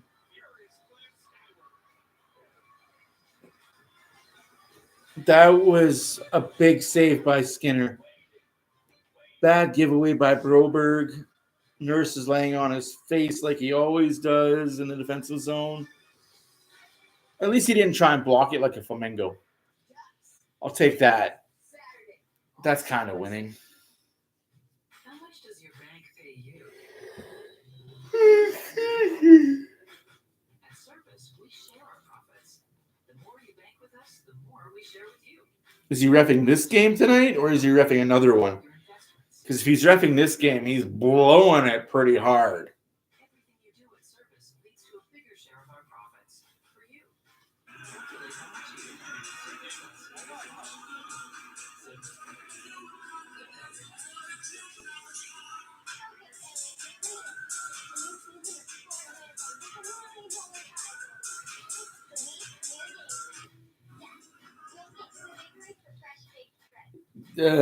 You might want to talk to him and ask him why he's blowing this game so hard. Send him a message and say, hey, clean up your act, kid. Be better. Good eye, Saber. Good luck out there. Shop in store or online. I'm sorry. I pick on all refs equally. I don't care if I know them or not. And I do know some NHL refs. They know in the offseason, I let them know which calls they should have improved on. That's why I think all refs need to be held accountable. You all right? I landed on this side. Ouch. It wasn't as big of a thud this time. No, but the phone also followed. That was the second thud. Louis, it wasn't too long ago where the season seemed to be hanging in the balance for Edmonton. It really wasn't. Seems criminal to give away assists. Barry leaves the puck behind him. Since then, they've been 7-3 against some real tough opponents and a tough schedule. And that gave really Oh, excuse me. realizing they need to do a little bit more each and every game. I'm sorry. I do not need to be on him. Yeah, you're making me tired. Oh, that could have been a goal. Bouchard keeps the zone. 4 minutes left to play in the second period. Bouchard behind the net to Shore. Shore back. Broberg whips the puck 10 feet wide. I mean, if we're playing field goals, it's good. But unfortunately, this isn't a game of football. It's a game of hockey, and the nets are smaller. 3:30 left in the second period. 14-14 are your shots. 2-1 is the score for the Oilers. Binnington blows a tire behind the net. Excuse me. Good God, one. I would offer you a cupcake, but that might look wrong you eating one of those on camera. I am not eating a cupcake on camera. Thank you very much.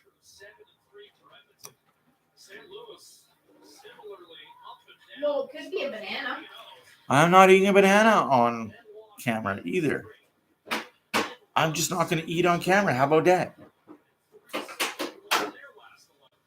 Because anything can turn into something sexually innuendoed. Oilers lose the puck battle. St. Louis controls deep in the Oilers zone. Oilers pass it. Kyrou coming in from nowhere. Man, this kid is fast. Pleasantly surprised with Kyrou and how well he's played. He just seems like every year he scores big goals against the Oilers. That could just be me, but it just seems like every Oiler game he's the culprit. Well, he did win the fastest skater last year.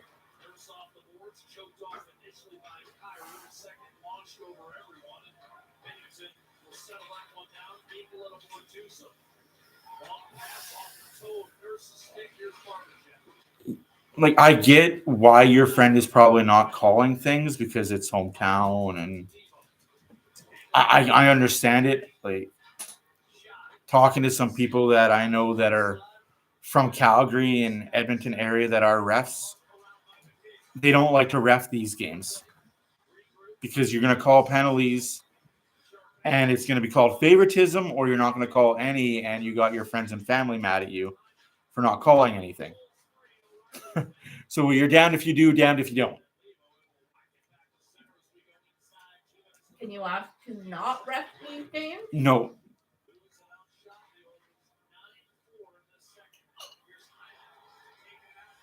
No. You're told by the NHL before the season starts what games you're reffing and not reffing. What happens if he's fallen sick? There's a fourth ref waiting in the reffing room in case there's an injury or something that happens on the ice.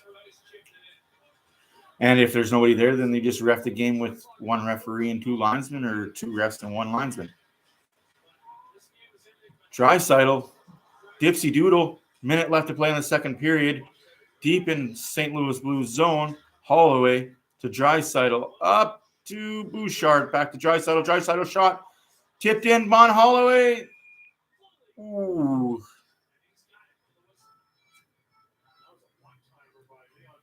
Yeah, if you were playing the bingo card, St. Louis gets a penalty for not having a proper lineup. St. Louis gets a penalty for too many men on the ice. St. Louis gets another penalty for too many men on the ice. And they score an own goal. You got a blackout bingo. That's a line. No. That's a whole blackout bingo. No, that's only a line. They need a lot more for... No. If you've seen the goal that McDavid scored, you got a blackout bingo. Whole. McDavid's goal. And a penalty coming up against the Oilers, which is a legitimate penalty this time. I ain't going to call nothing bad about that one. That was a hook. Just Janmark, it was a hook. You hooked him. You saved a goal. Good on ya.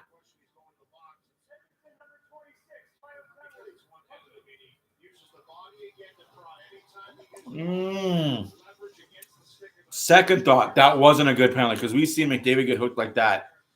Worse. I think McDavid got hooked worse than that earlier in this game. There was no call on it.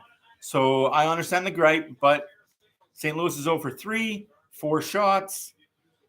This is their fourth power play. 47 seconds left to play in the second period. 2-1 Oilers. Shots are 15 apiece. Oilers are 2 for 2 on the power play. St. Louis. Oh, I thought that was a steal by McDavid. That would have been sick.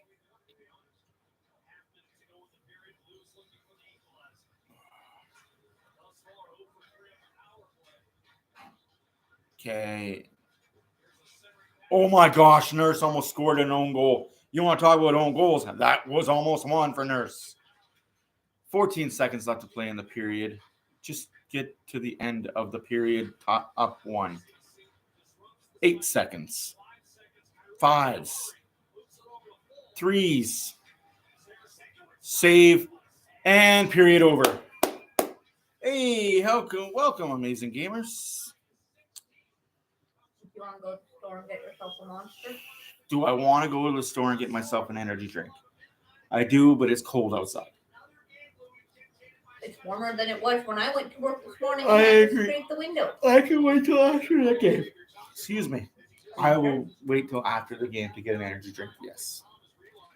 Till then, if you want to make me a cup of coffee, pot of coffee, cup of pot of cup, Hot or a cup? cup of pot. Or do you want a cup of tea? No, I don't want tea. I want the coffee. So just use the Keurig in my big Saskatchewan cup. Oh yes, I got this thing right here too for all the Rough Rider fans out there. Yes, very good game so far. I'm enjoying it. Should I rewind it for you? You'll show me later. It's right in my face on the camera. Yeah, it's your wife's butt. Not like it's a bear butt. We are a kid-friendly channel. Your language says otherwise. My language is perfectly in tune with kid-friendly. I'm allowed 3 swear words for every PG-14. I thought you were a rated G channel. Hell no. Favorite game so far this season? Wow, that's a really awesome question. Nobody's going to like the answer that I have to give. New York game. My wife just yelled the New York game. Hard to disagree. Hard to disagree.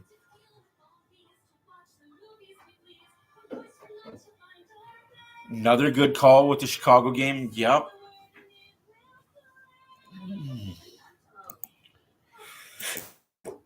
Do I not have any strong coffee left?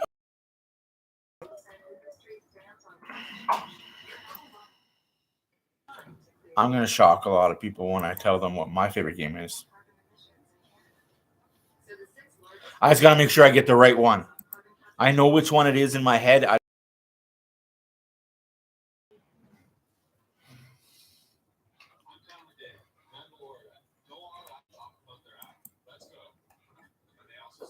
Coffee's going to take a little bit longer to brew right now.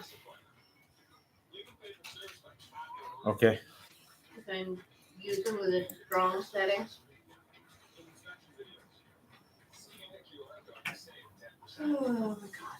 So the child doesn't touch the pizza, but eats the ice cream. My favorite game was the Pittsburgh Penguin game.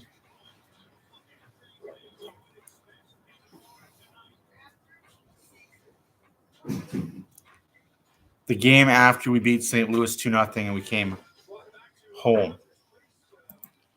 to play Pittsburgh. We beat them 6-3.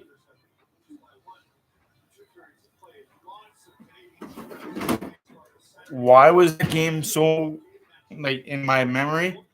Remember how Zach Hyman scored really early in the first period?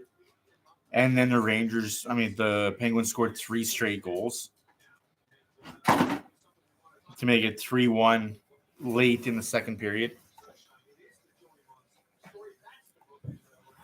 And then the Oilers just went the fuck off and scored 6 straight goals. Or 5 straight goals, sorry. Yeah. Definitely was the game for me. It also didn't help. It also helped that Barry got his first. Kane got one. Draisaitl got one. Hopkins got one. Ryan McLeod got one. Yeah. Matt, you want to put this on the table in front of you there?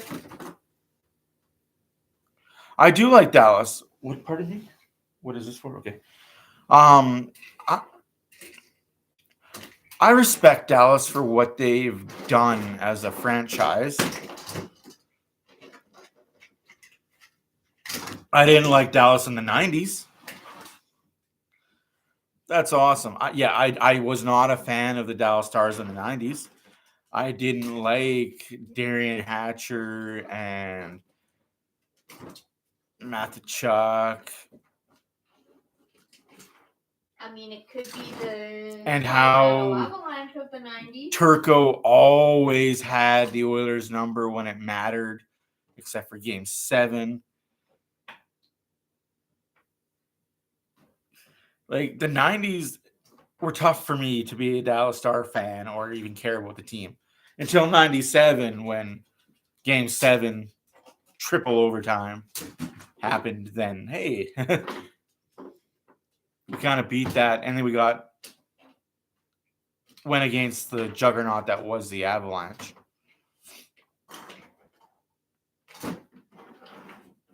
If you had to choose Colorado Avalanche or Dallas Stars. Can I choose a bridge to blow up instead? Yeah. I like how the Oilers keep the past in memory. The Colby Cave stuff, they should do more for Kobe, but I understand it's wife that dictates what happens.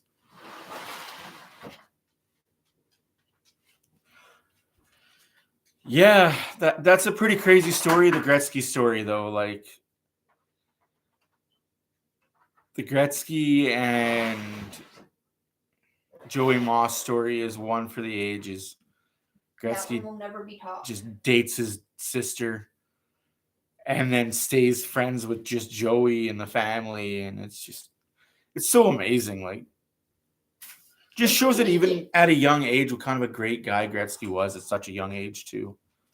To understand even back then relationships and how important they were to people, and how every person is just that. It's a person. Doesn't matter your upbringing, your color, your creed. It just, you're human. Be nice. It's just so easy to be nice to people.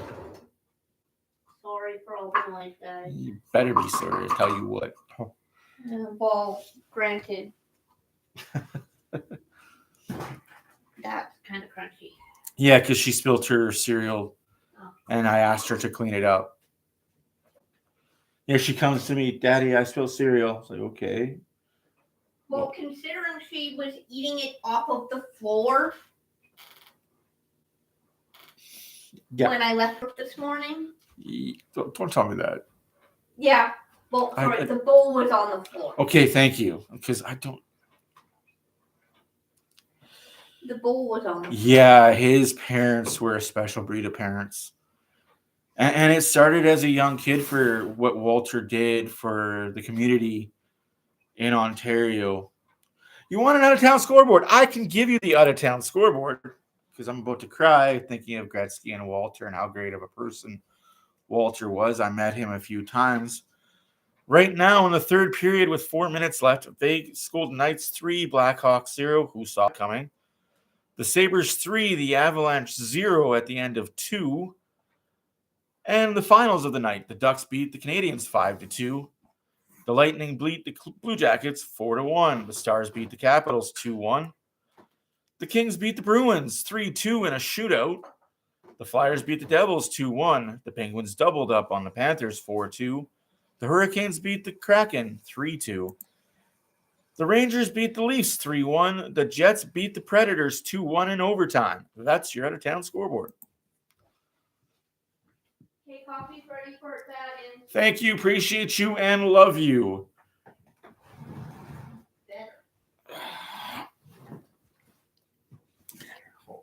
Yes, this banter is normal between us. Love you.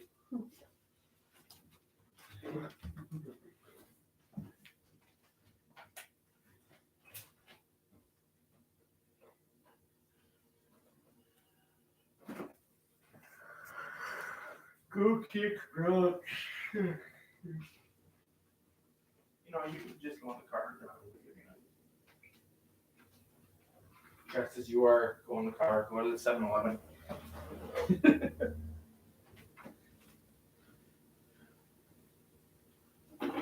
Oh, you could have just.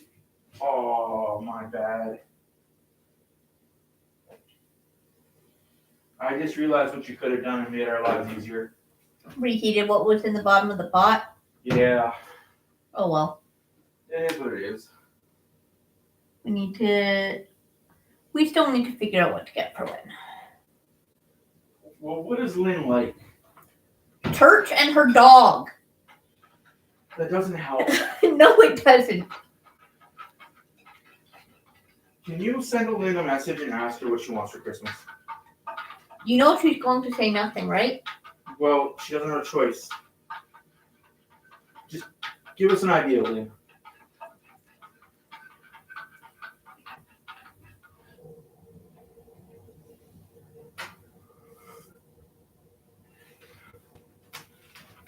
Because I honestly don't know what she's into. Yes, I wear shorts. 24/7, 365 days a year. 7 minutes till puck drop of the third period. Yes, this dog is definitely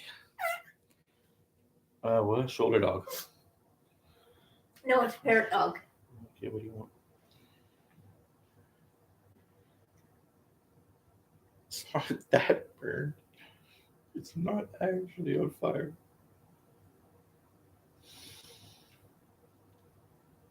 Can you tell whose son he is? Ainsley's like, no, I swear it's good. No.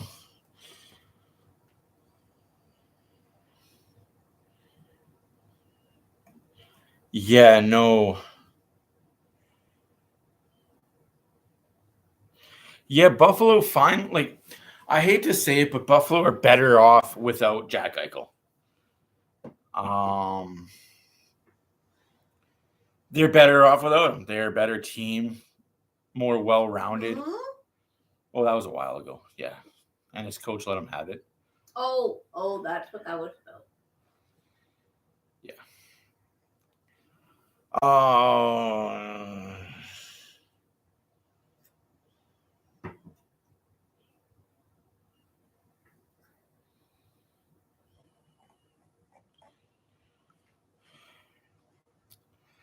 Favorite players on the team now?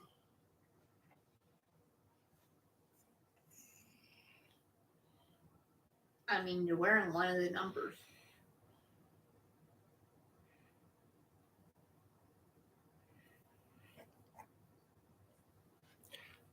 Right now, favorite player on the team, bar none, is Draisaitl. Closely followed by Hopkins. All time, Glenn Anderson, followed by Ryan Smith, Peter Klima, Esa Tikkanen, Yuri Curry. Ryan Jones was also pretty favorite of mine. Ryan Jones, Luke Gazdic, Greiba. Very good. For how much flack he got, Andre Sekera was a pretty good Oiler. Really nice guy too.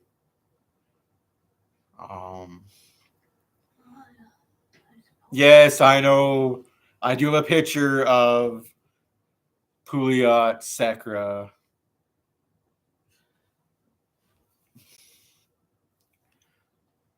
Nikita, Jeebus, sweet, what a pull. Put it away. Hey, what a game, though. Oilers are up 1.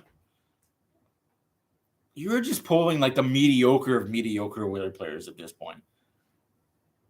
Like, honestly, like if you could have a list of the mediocre, those 3 would be on it. Meh. Along with Lander.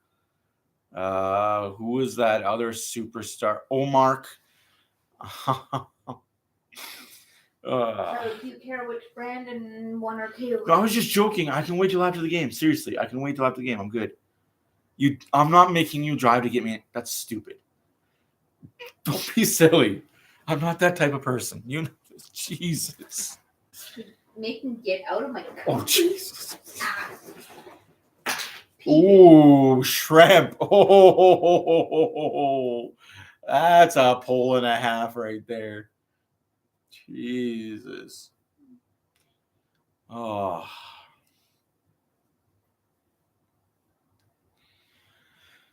I'm going to be 100% transparent like I always am. Clefbaum's situation is murky, and it's 100% on him. Like, I get that he's scared to get the surgery. I get that he's scared of the unknown. If he gets the surgery, are his playing days over? But the more you're putting it off, the worse you're just making things for the unknown. Like, why put off tomorrow that you can get done today, right? Like, get the surgery done. Who knows? You could have the surgery and you could be back to 100% healthy within 6 months. Back in the NHL within 14 months, 16 months. Maybe not playing for the Oilers necessarily, but playing in the NHL. Even if it's on a PTO contract. Show up at training camp somewhere and just say, hey, I've been away for 4 years, but this is what I can do. I wish the best for him.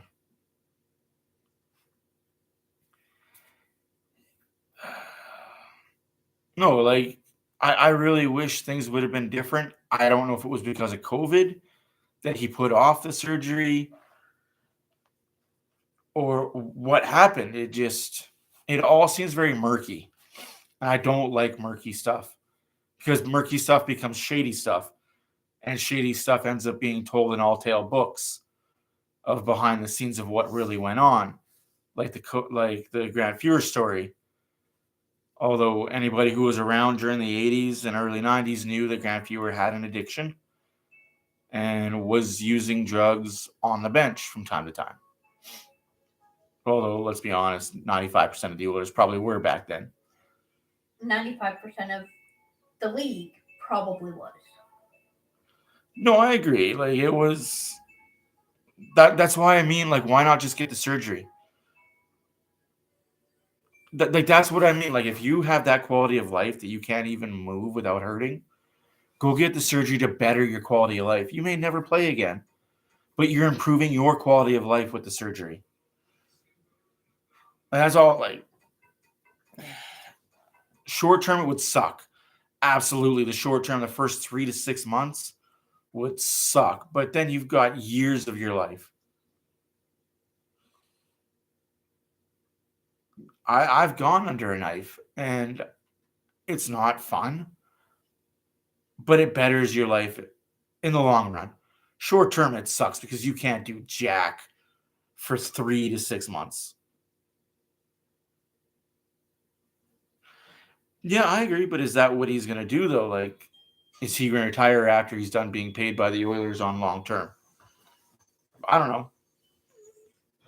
Looks like we're underway for the third period. Dave Manson telling Darnell Nurse, no more mistakes. You've given the puck away 5 times in 2 periods. Let's get that shit going. Oilers start in the penalty box. Janmark for hooking late in the second period. St. Louis is only down by 1. Could be a lot more. They could also be up by more.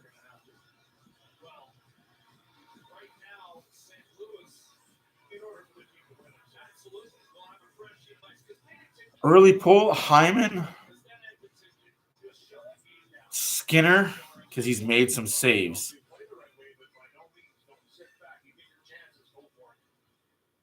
And McDavid, because that was just a goal.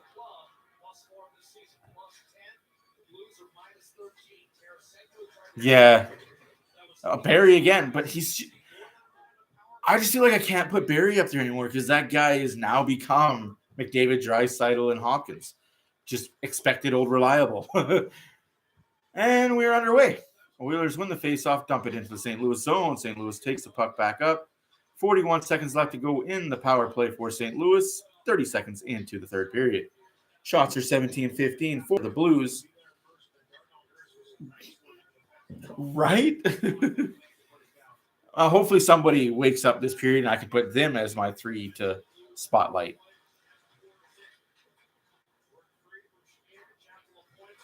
Really wish I could put Pugliarvi as a spotlight. Draisaitl hounded, loses the puck. St. Louis, Krug, slap shot, blocked in front, out of the zone. Hyman on his horse. Binnington passes it over. 0 seconds left in the power play. Oilers kill another one. 0 for 4. Ooh, that had to hurt Kyrou. That one got him right in the ankle.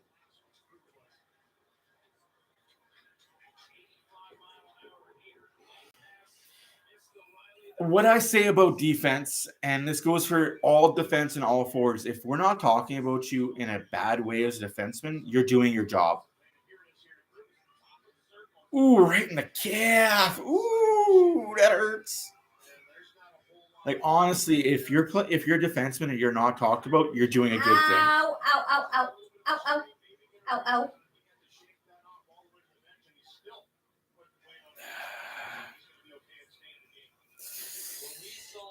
Amazing gamer, as much as I want to be the guy to say something, I'm not going to be the guy to say something.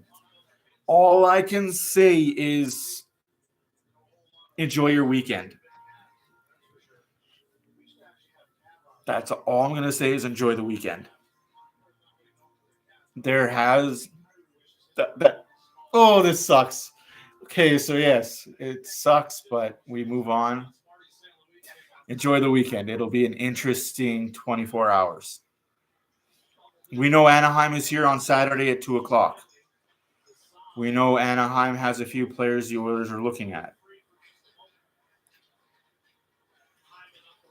We know Pat Verbeek and Ken Holland had 2 meetings on the road trip on 2 separate days for 48 hours.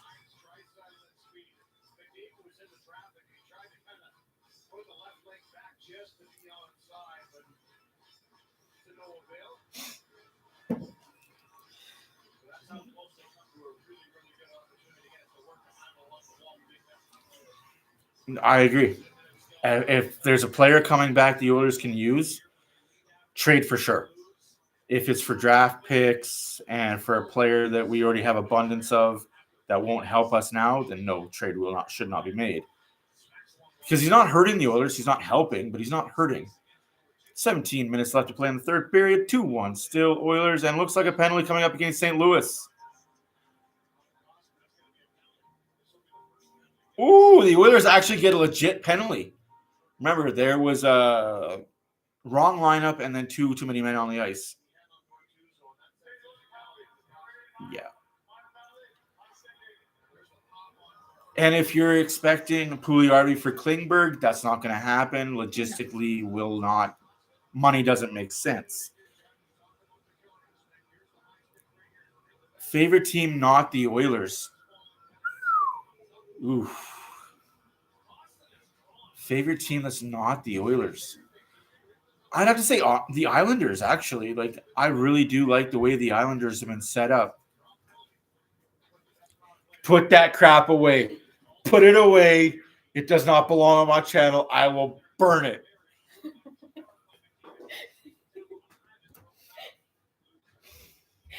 My wife is a Leafs fan. Bless her heart. So is your father. So is my father. Bless his heart. It's not their fault. They're not always Your smart. father-in-law. I'm surrounded by morons. Your grandfather-in-law like the Canadians, though. Right. I can't condone the Leafs either, sir. My condolences to you and your family. Like the Spaceball reference. How many assholes do we have on this ship?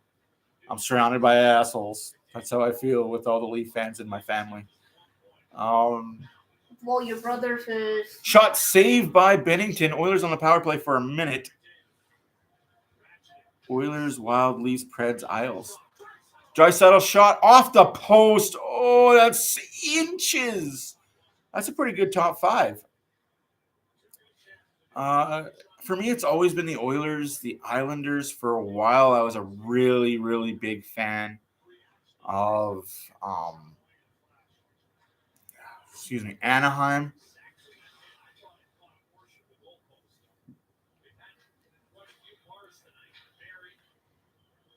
Always liked Florida as well, what they've been able to accomplish in the state of Florida. The Panthers. Save made by Binnington. 22 seconds left on power play. Oh, that's your first memories? Ouch. Ducks.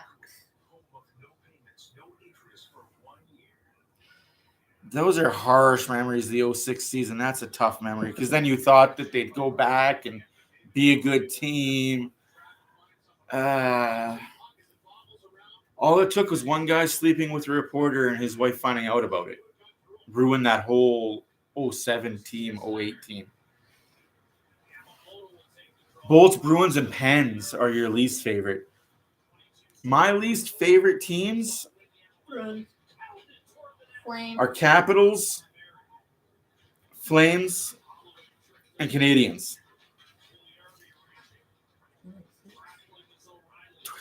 Enough.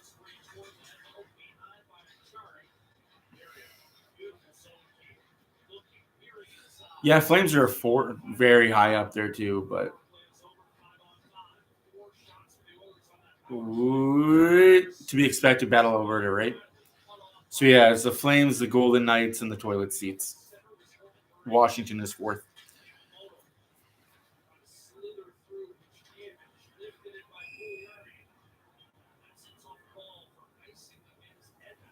It's sad what Pittsburgh has become, what Pittsburgh had become, and what the Leafs are now.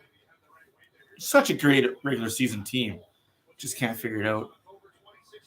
Yeah, the whole thing of the Golden Knights pissed me off when they came in the league.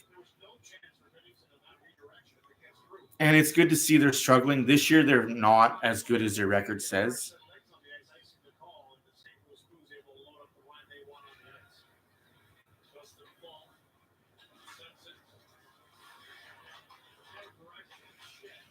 Yeah, Seattle gets to play a lot of home games pretty much. But the league is trying to get them to be a playoff team this year, right? Short to Barry. Barry to Nurse. Nurse skates it up.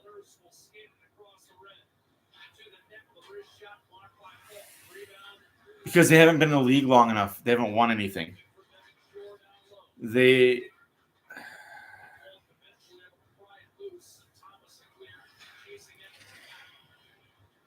It just irked me when they came in the league, the stuff they were handed and for how long they were handed it. And I hate to break everybody's heart. If there is a new team within the next 3 years that comes in the league, Vegas doesn't get to lose a player either. Weird how I say that, right? Vegas doesn't get to lose a player, but Seattle will. Pretty messed up.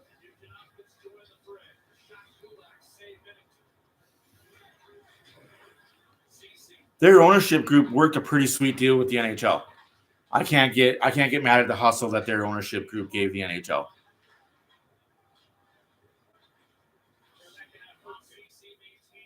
I don't ever get mad at the hustle. And Vegas is a good hustle team.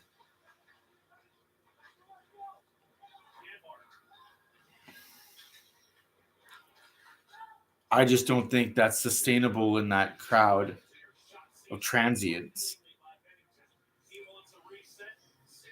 Like, you have to have a good team on and off the ice. You have to have a good product on and off the ice. And when the atmosphere is better than the product on the ice some nights, it's not sustainable.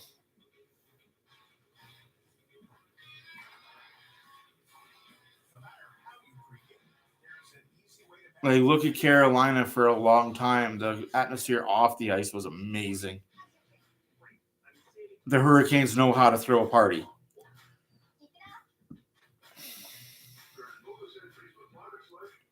The Hurricanes know how to throw a good party. The Red Wings knew how to throw a good party. Hey, Stephanie, how's it going?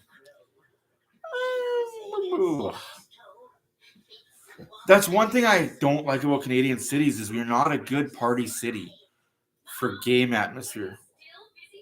I love our retros. I love the retros, man. Like, if I could afford to put $250 onto a jersey, I'd probably be wearing a retro jersey right now. But Christmas is Christmas. And life gets in the way.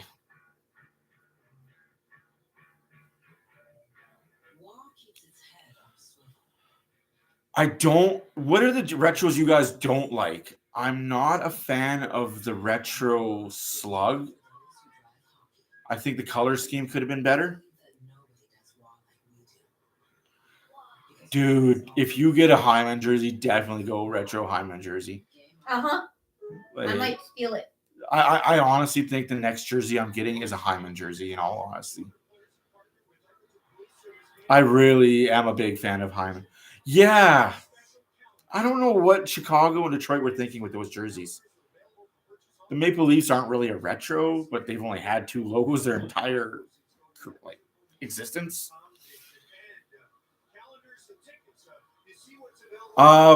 Yes, you can pick up Hyman's books at your local bookstore. So Barnes and Noble, or what's the other bookstore here in Edmonton? Indigo. Or Kohl's. Yeah, my wife knows all about where to buy books. I don't read. Amazon, if you don't like leaving your house. Yes, Amazon if you would prefer to buy online. But yeah, no, you can pick them up anywhere. That is a really good question. I do like the Capitals Eagles jersey. It's a very subtle but very nice jersey. I love the Columbus Cannon jersey. Wish they would have brought that logo back. That was a really good jersey too. The Sharks I don't like.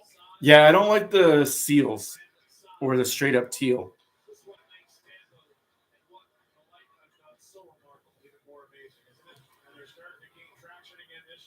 Yeah, I actually used to own a Cannon jersey with Rick Nash's name on the back of it.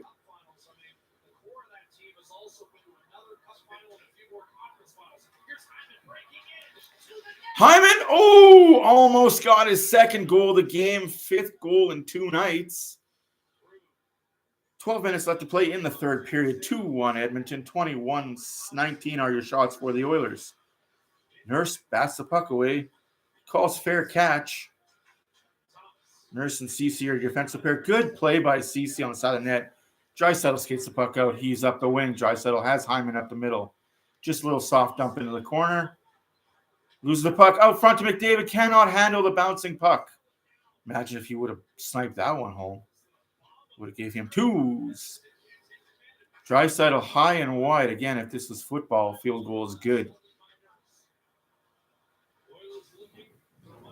Yes. He's a special branded person for sure. Oilers need to get the next goal to put the nail in the coffin of this game. I just feel like the next goal is going to be so important. As I say that, McDavid cannot control the puck. Dangles around 5 people. Ooh, he got hit pretty hard. Yeah, what are you going to do about it, Shen? Get another concussion. Go back to concussion protocol. Yeah. Like I said, like the game has lulls and McDavid touches the puck. It's like, ooh, eyes. Oh, yeah, that's right. I got commentated on the game. Wait a minute. Tarasenko gets knocked over.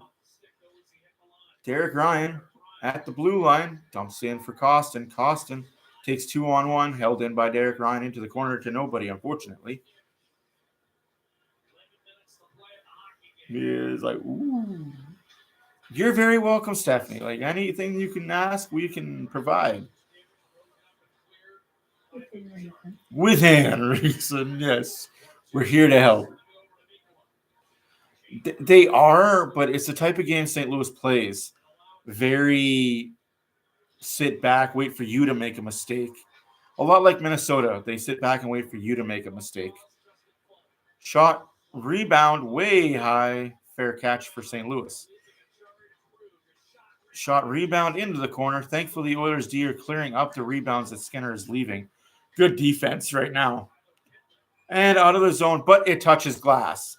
Face off deep in the Oilers zone. 2-1 Oilers.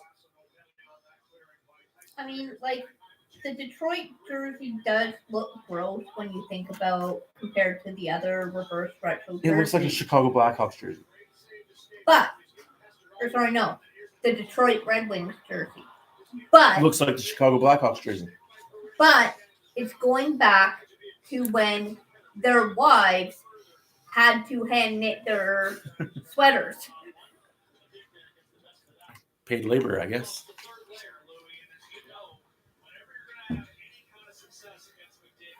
Ooh, McDavid, Hyman, and Draisaitl back out there as the trio. McDavid has the puck in the corner, loses that puck battle.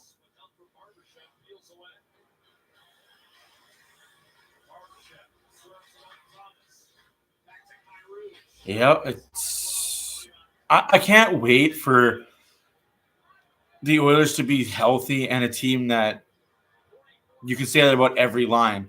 If you're not on your game, line 1 will get you, line 2 will get you, line 3 could even get you. Like if we had a 3-line team, this team would just be white. But that's asking a lot. Yeah, I like the Wild retro jersey. Probably not with that name on it, but scores! Yamamoto with the tip. Kid deserved it. 3-1 Oilers. 9:24 left to play in the third. Shot from the point. Nice little tip in.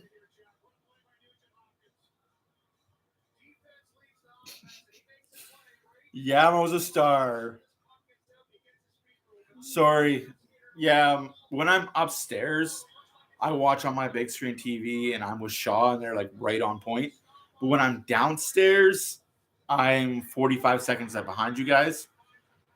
So yeah, I apologize. What a tip. What a tip. I don't understand the appeal of that reverse. You don't like the Flames reverse? The Flames reverse would look better if they had the horse in the middle. You mean like the one that Ryan got for his daughter? Yeah, the horse. He got her I apologize. I gotta remember I'm on my TV upstairs, so I get like super fast. And they're streaming.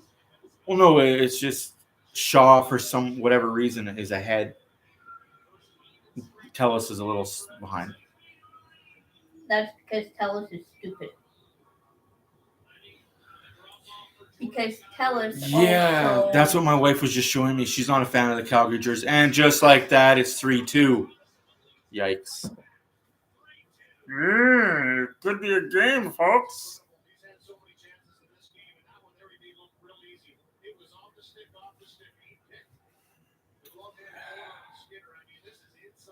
Again, the Bouchard Berry, the Bouchard. Oh, that was just a bad play by Broberg. But our top line out there needs to be better defensively. Broberg, buddy, you were playing such a quiet game and this one bad pinch. Well, we got ourselves a game here, folks. 8.5 left to play in the third period. 3-2, the score, 23-23 shots. Big half period. And power play coming in for St. Louis? No, it was an offside.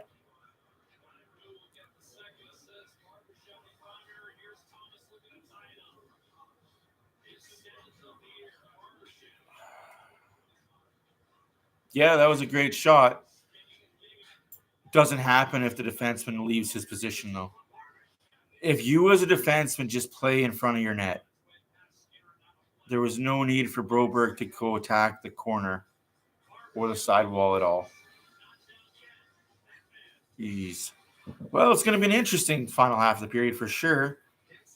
Let's hope the Oilers can pull out a victory.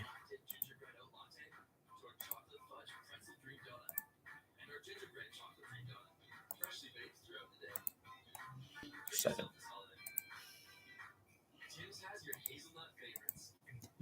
What do you want? No. Too much. It's a jacket. Yeah, I wouldn't wear a jacket like that, though. It's like the one that's falling apart upstairs. I would not wear a jacket like that.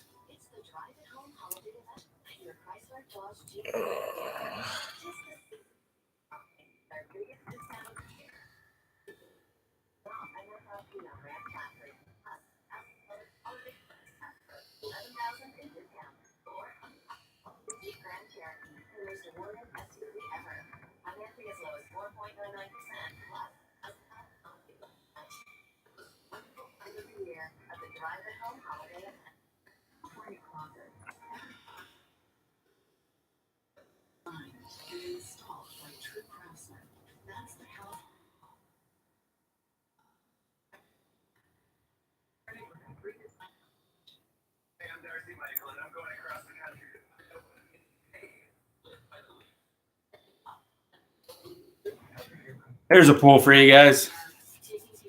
What is the final score? 3-2 Oilers, 4-2 Oilers, 4-3 Blues, or other. Oh, favorite jersey, any team of all time. Wow. There's been a lot of jerseys. You know mine. Oh.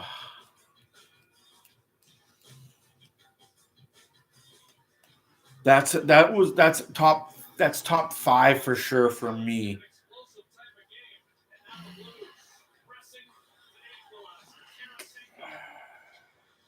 The Bruins bear, just the bear head for me.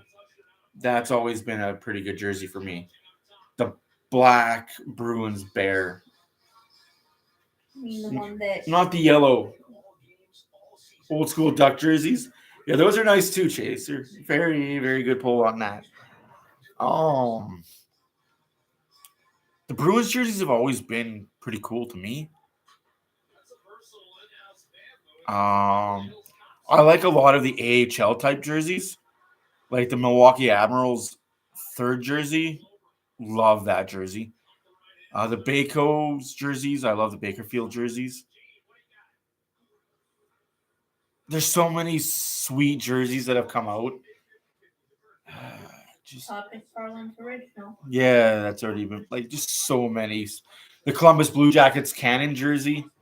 If you haven't seen it, ooh, it is sleek. I can't. I'm trying to find it on here, and they don't have it. I'll show you a picture of it. Like I'm on NHLshop.com. They don't have it on NHL Shop anymore.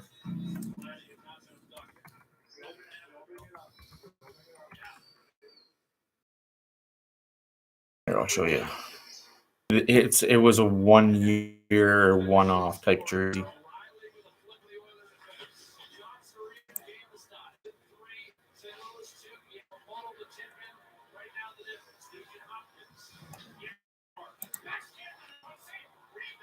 Oh, what a save! Oh, okay, that one. Yeah. I had that exact jersey with Nash on the front, 61. Such a sleek jersey. So you'd want a combination of those two. Yeah, like the horse head with the, yeah, exactly. With the weird swoop. Yeah. That was a game-saving save by Binnington. Say what you want about the guy. He does have big game saves in him. Oilers up still 3-2, 6.5 left to play in the game. McDavid, Oh, not a penalty. I don't know how that wouldn't be called, but I guess Pararenko played perfectly.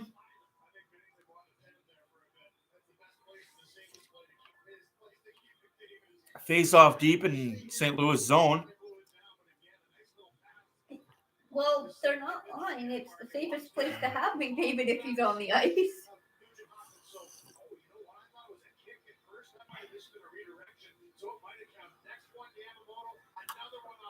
Off the post. Oh, jeez. Hopkins. I mean, that they called the penalty against Janmark for that same exact thing. But who am I to say what the refs call and don't call? I'm just an Oilers fan. I'm biased. CC to Draisaitl. Draisaitl loses the puck behind the net. 6 minutes left to play in the game. 27-23 are shots. 3-2 is still the score. Yep. It's going to be Yamamoto, Hyman, because Hyman's just doing Hyman things, and whoever impresses in this period. I think we've said it was Hyman already.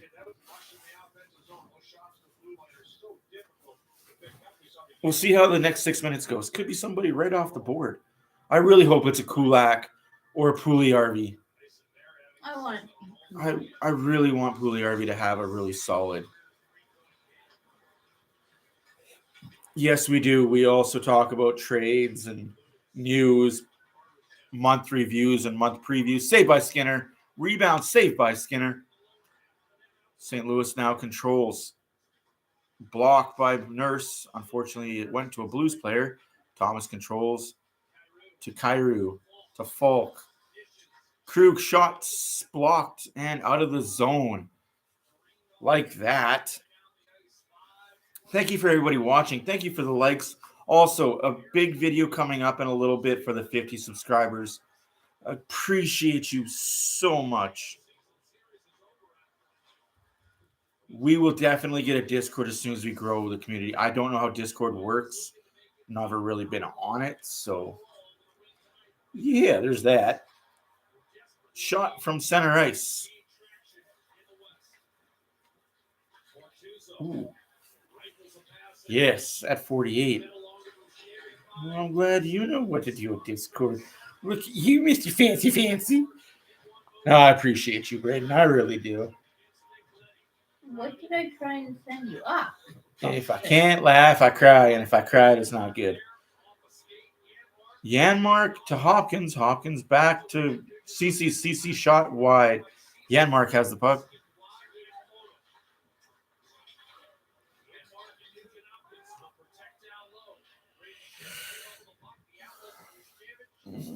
The jerseys are nice. Like, I'm a jersey guy. If I could afford to buy one or two jerseys from every team, I definitely would. I love buying jerseys, baseball jerseys, football jerseys, hockey jerseys. I've got a Cubs jersey, a Carolina Panthers jersey. Obviously, a lot of Oilers jerseys. Saved by Skinner and held on.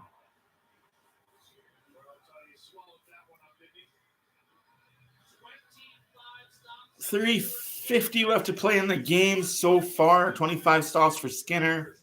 He hasn't been busy, but he has had a lot of grade A 10 bell chances, much like Campbell the night before.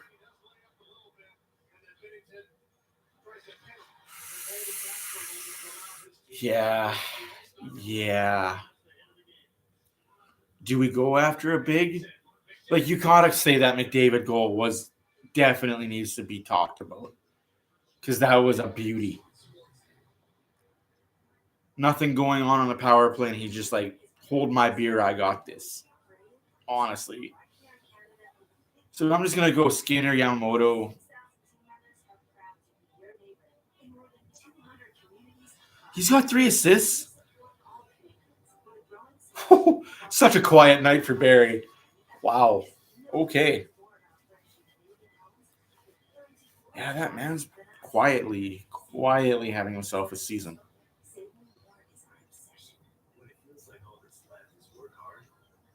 See, when I'm not downstairs, I don't turn around to write the board and the score, so I don't have anything to... Secondary points don't count.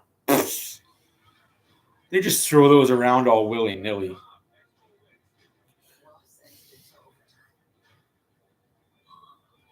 Don't kill me. The hell are you... I had to see it. You had to see it. I don't... Thanks. I really love how Kostin plays. I'm overly shocked by how well Janmark and Kostin are as players. They're not flashy. They're not going to put points up every night, but they're not going to be the reason you get scored on every night either. I'm very... Oh, well, thanks there, Sportsnet. And we're back live. Commercial took a little longer than it should have. 3.5 minutes to go. Oilers have control. McDavid to Draisaitl. Ooh, that would have been a pretty play.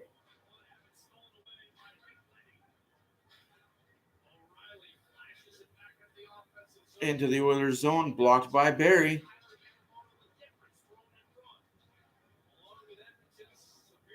McDavid has the puck. Skates up center ice, gives it to Hyman. Hyman on his backhand. Gets run out by Falk. Yeah, it was a very ill-timed commercial. Sportsnet fucked up. Yeah, he's going to be a guy. He's going to be a player's player. I think if the Oilers could ever get traction with their injuries and be top of the Pacific late in the year, you could see these AHL call-ups come in and get a game or two. Just...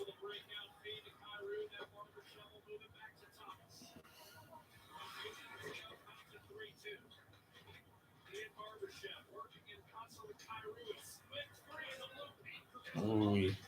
Good jump by the ref. Good piston control there. No, that's exactly what you should do as a ref. If the play is down low and you're in the way, you jump on the back of the net because it's so sturdy. You can't cut it with your lace. Okay. Yeah. The way the twine is, you can't cut it with your lace. So smart. I like to see refs that do that. They're physically in the play. They know what to do. Right in the piston. Like, So it's almost like they have Teflon or something wound in with the cords on. no, the absolutely, official yeah. net.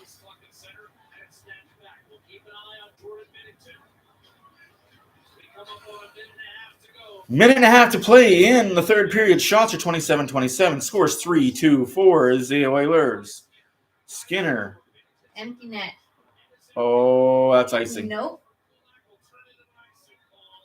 There's going to be an empty net for St. Louis. Icing on the Oilers.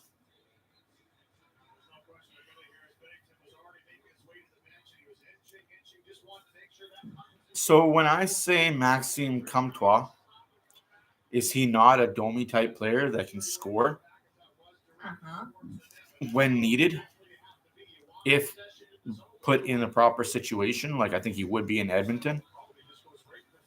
He hasn't Right put up partner. good numbers this year, granted, but But does he have a good defensive partner? Comtois a forward. Okay, does he have a good line to work with? Oh, yeah, he's good, but he plays in Anaheim. Again, does he have a good line to work with?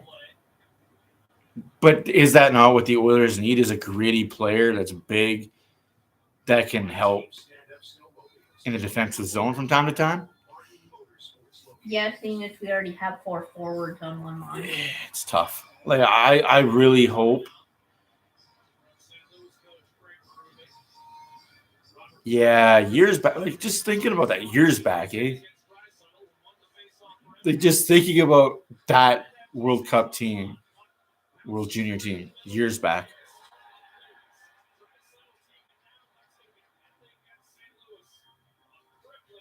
Hyman gets taken down. Power play Oilers.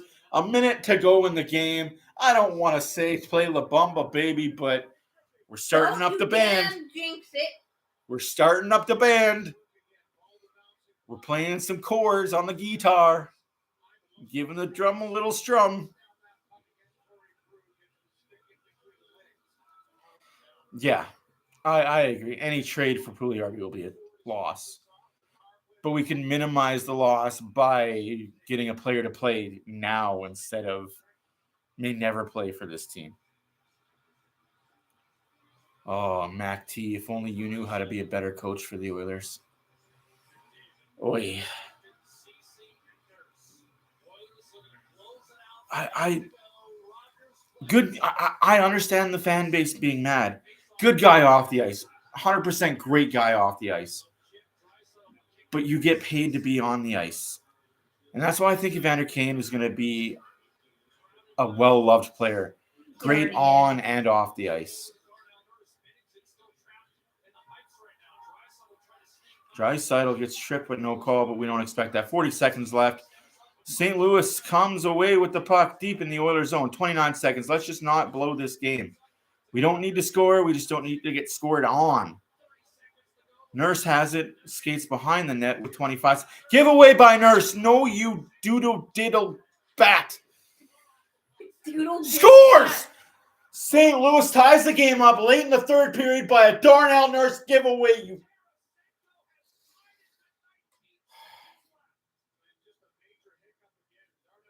What are you doing, Nurse?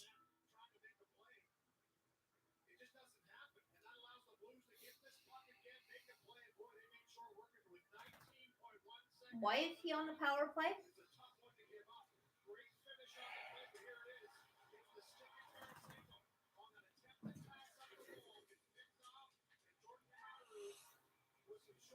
Oh, 2-5, you are such a bum tonight.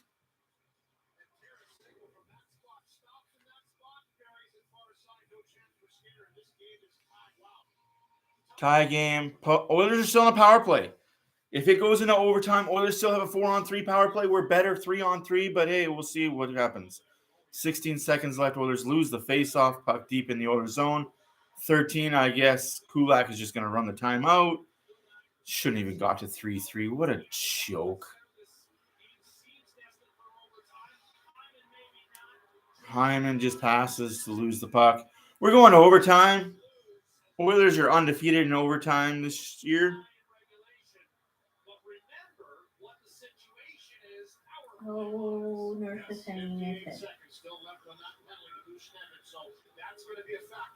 You jinxed it. I didn't do no such thing. They can't hear me. It's not a jinx.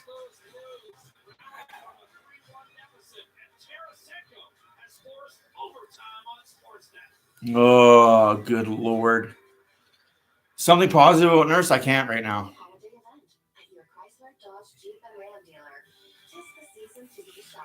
He's a big body. Honestly, there's nothing positive we can say about Nurse in this game, to be honest.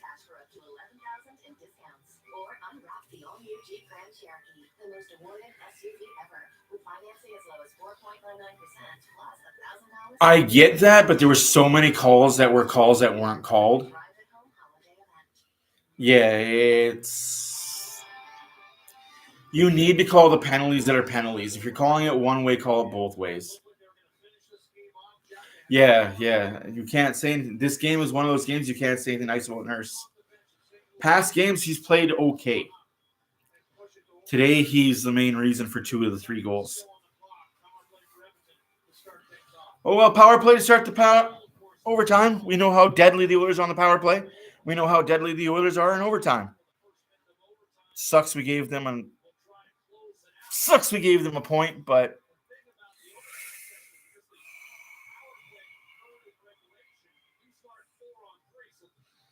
I don't sleep with my eyes closed. I sleep with my eyes wide open. Oh, this is ridiculous. You have to go for it. There's nothing to lose. Thank you to the 50 subs. I appreciate every single one of yous. There will be a video tonight thanking everyone. I wish I could see all of you that have subbed. Unfortunately, YouTube has a lot of privacy laws, and I respect all of y'all's privacy. McDavid has the puck in the St. Louis zone. McDavid button curls. Back to Draisaitl. McDavid. Hopkins back to Draisaitl. McDavid. Somebody shoot. Hopkins loses the puck by himself. This is crazy. Draisaitl. I'm about ready to jump out of my chair. I swear. Don't break the computer. Draisaitl one-timer. Such a bad shot to take. Fluttered. Hopkins back to McDavid to Draisaitl. Draisaitl shot off the post. Draisaitl gets it back to McDavid. McDavid sees Hyman on the back door. Can't get it to him. McDavid does a full circle to Draisaitl. Draisaitl misses the pass. May not score on the power play, but still lots of time in overtime. And he loses the puck. And it's a power play killed by St. Louis. This is where it gets sketchy. Next whistle goes 3-on-3 without the top 3 out there. We don't shoot enough on the power play, and I don't understand why. So I think St. Louis is content taking it to a shootout because we don't know what this team can do in a shootout. But somebody needs to have a stern talking to. I would be okay if Nurse was benched for a game. Just sat down and just told, hey, like, too many mistakes, my guy. Can't have it. Oilers need a whistle here, in all honesty. Hemmed in the Oilers zone, 3 minutes left to play in overtime. Scores 3-3, 29-27 are your shots for St. Louis. Shot saved by Skinner and held on. Good thing it wasn't the top line that was out there for the Oilers, so they're rested and will come out for this shift.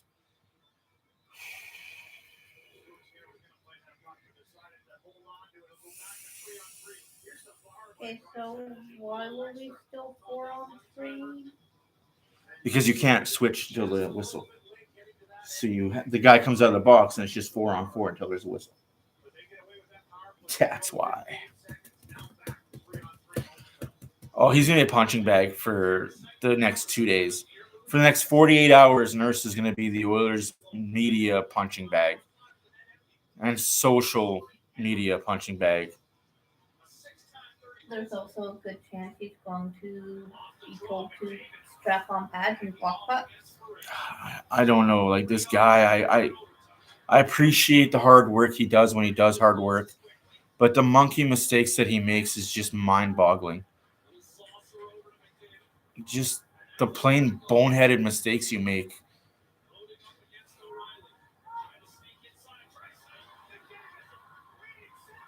Draisaitl scores in overtime! Overtime winner! McDavid to Draisaitl. Draisaitl backhand. Let's go, Oilers. Nurse, you tried.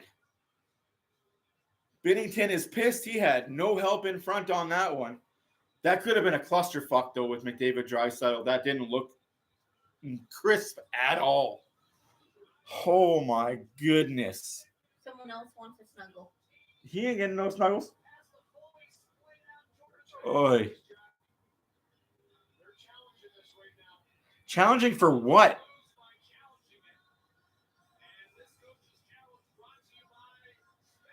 St. Louis is challenging call on the play as goalie interference. Don't play La Bamba yet. We have a coach's challenge. I don't see goalie interference live. I didn't see it, but they slow it down to tenths of a second. The challenge.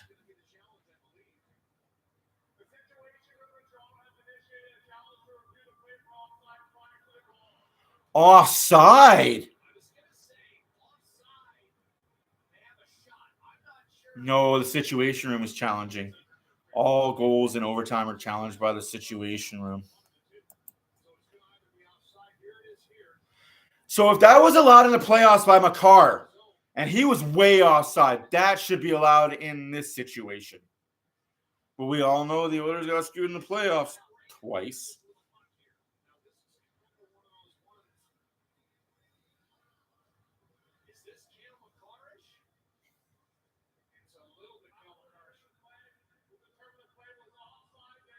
Offside. Are you fucking kidding? So what Makar did in the playoffs was offside too. This league is a joke. And yeah, I'm sour about that. I'm still sour about that Makar goal because that changed the outcome of that entire playoff series. What a joke.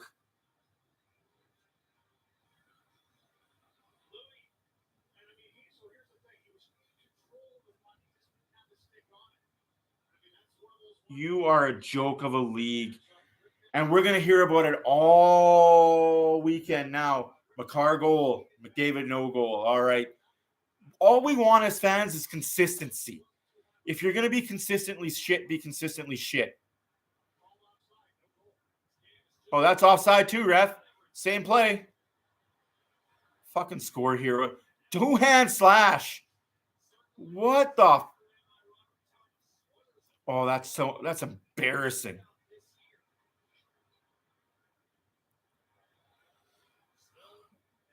Two-hand slash on me.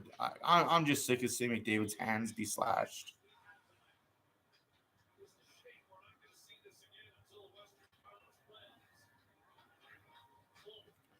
Shot saved by Skinner. Oh, it's a joke. Congratulations, league.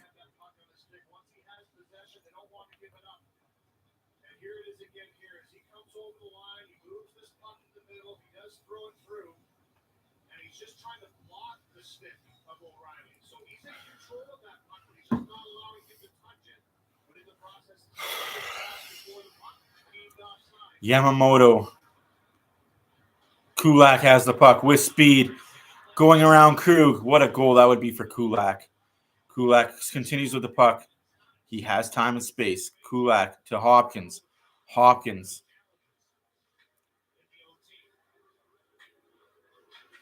To Yamamoto. Yamamoto. Shot save. Rebound. Kulak could have taken another shot there, but has a battle. Gets his stick held. Well, it's overtime. Can't call those. Minute 20 seconds left to play in overtime. Oilers 3, Blues 3. Shots are 31-28. Oilers have been screwed out of an overtime goal. Shouldn't be in this situation regardless of the situation they're in. You can't give up a goal late in the third period to tie the game up when you're on the fucking power play. Regardless of the situation, it's just things you shouldn't do. McDavid has the puck. McDavid with speed. Goes around Shen. Gets cross-checked in the neck. Can't call that though, right, ref? Can't call a cross-check to the neck. Fucking joke.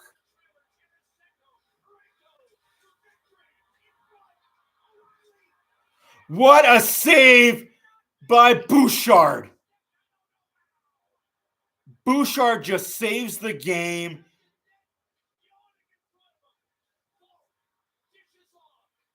.27 seconds left to play in the game. Bouchard has the puck. Bouchard skates it up. He's got McDavid. McDavid skating, shooting, blocked. Bouchard tries to hold the puck in the zone, cannot. The puck is out of the zone. 11 seconds left.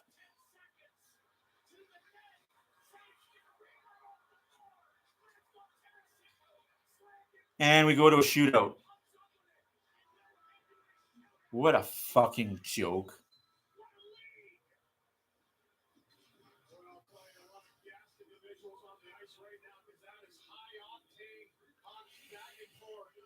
Game of the year so far, yeah, but it shouldn't be.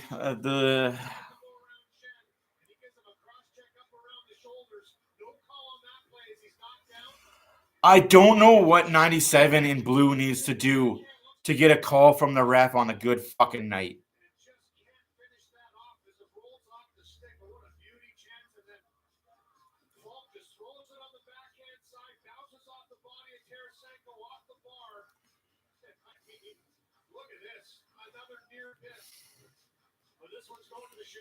The shootout should never be a thing. If it's not in the playoffs, it shouldn't be in regular season. Have this for the minor leaguers.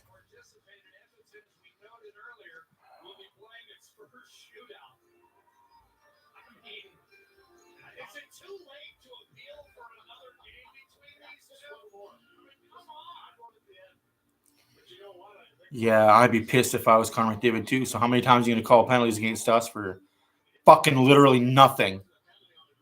And shit like that goes uncalled.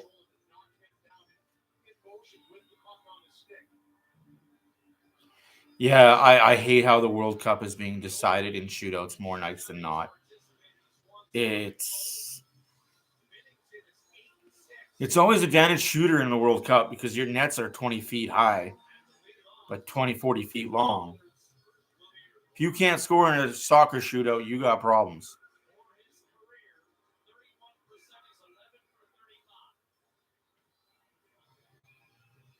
No, you have every right to be mad. I don't understand what this league looks at. Hopkins misses the net.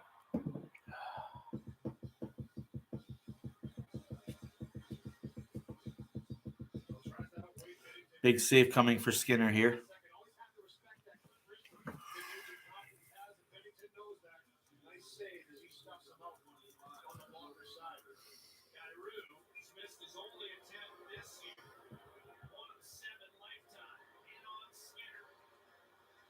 And goal. St. Louis 1, Oilers nothing going into round 2 of the shootout.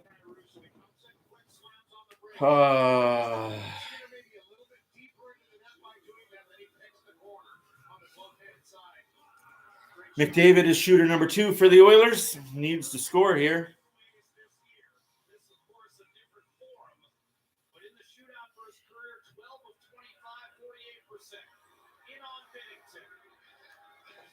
Saved by Binnington. This league is a fucking joke.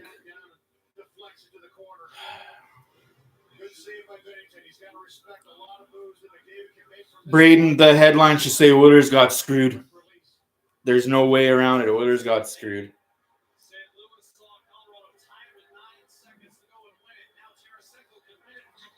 Save by Skinner. Comes down to the last shooter, which most likely be Draisaitl.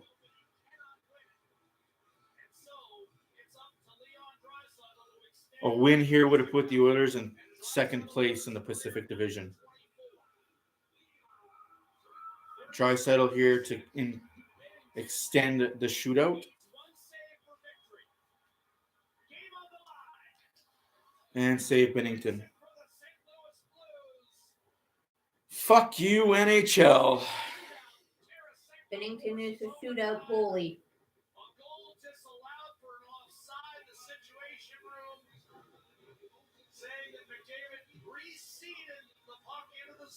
Well, guys, thank you for watching. My name is Matt for Oilers After Dark. I'll be back with post-game reaction in an hour or so. Again, thank you for watching. Have a good night. I can't say any more than that, man. That's disappointing.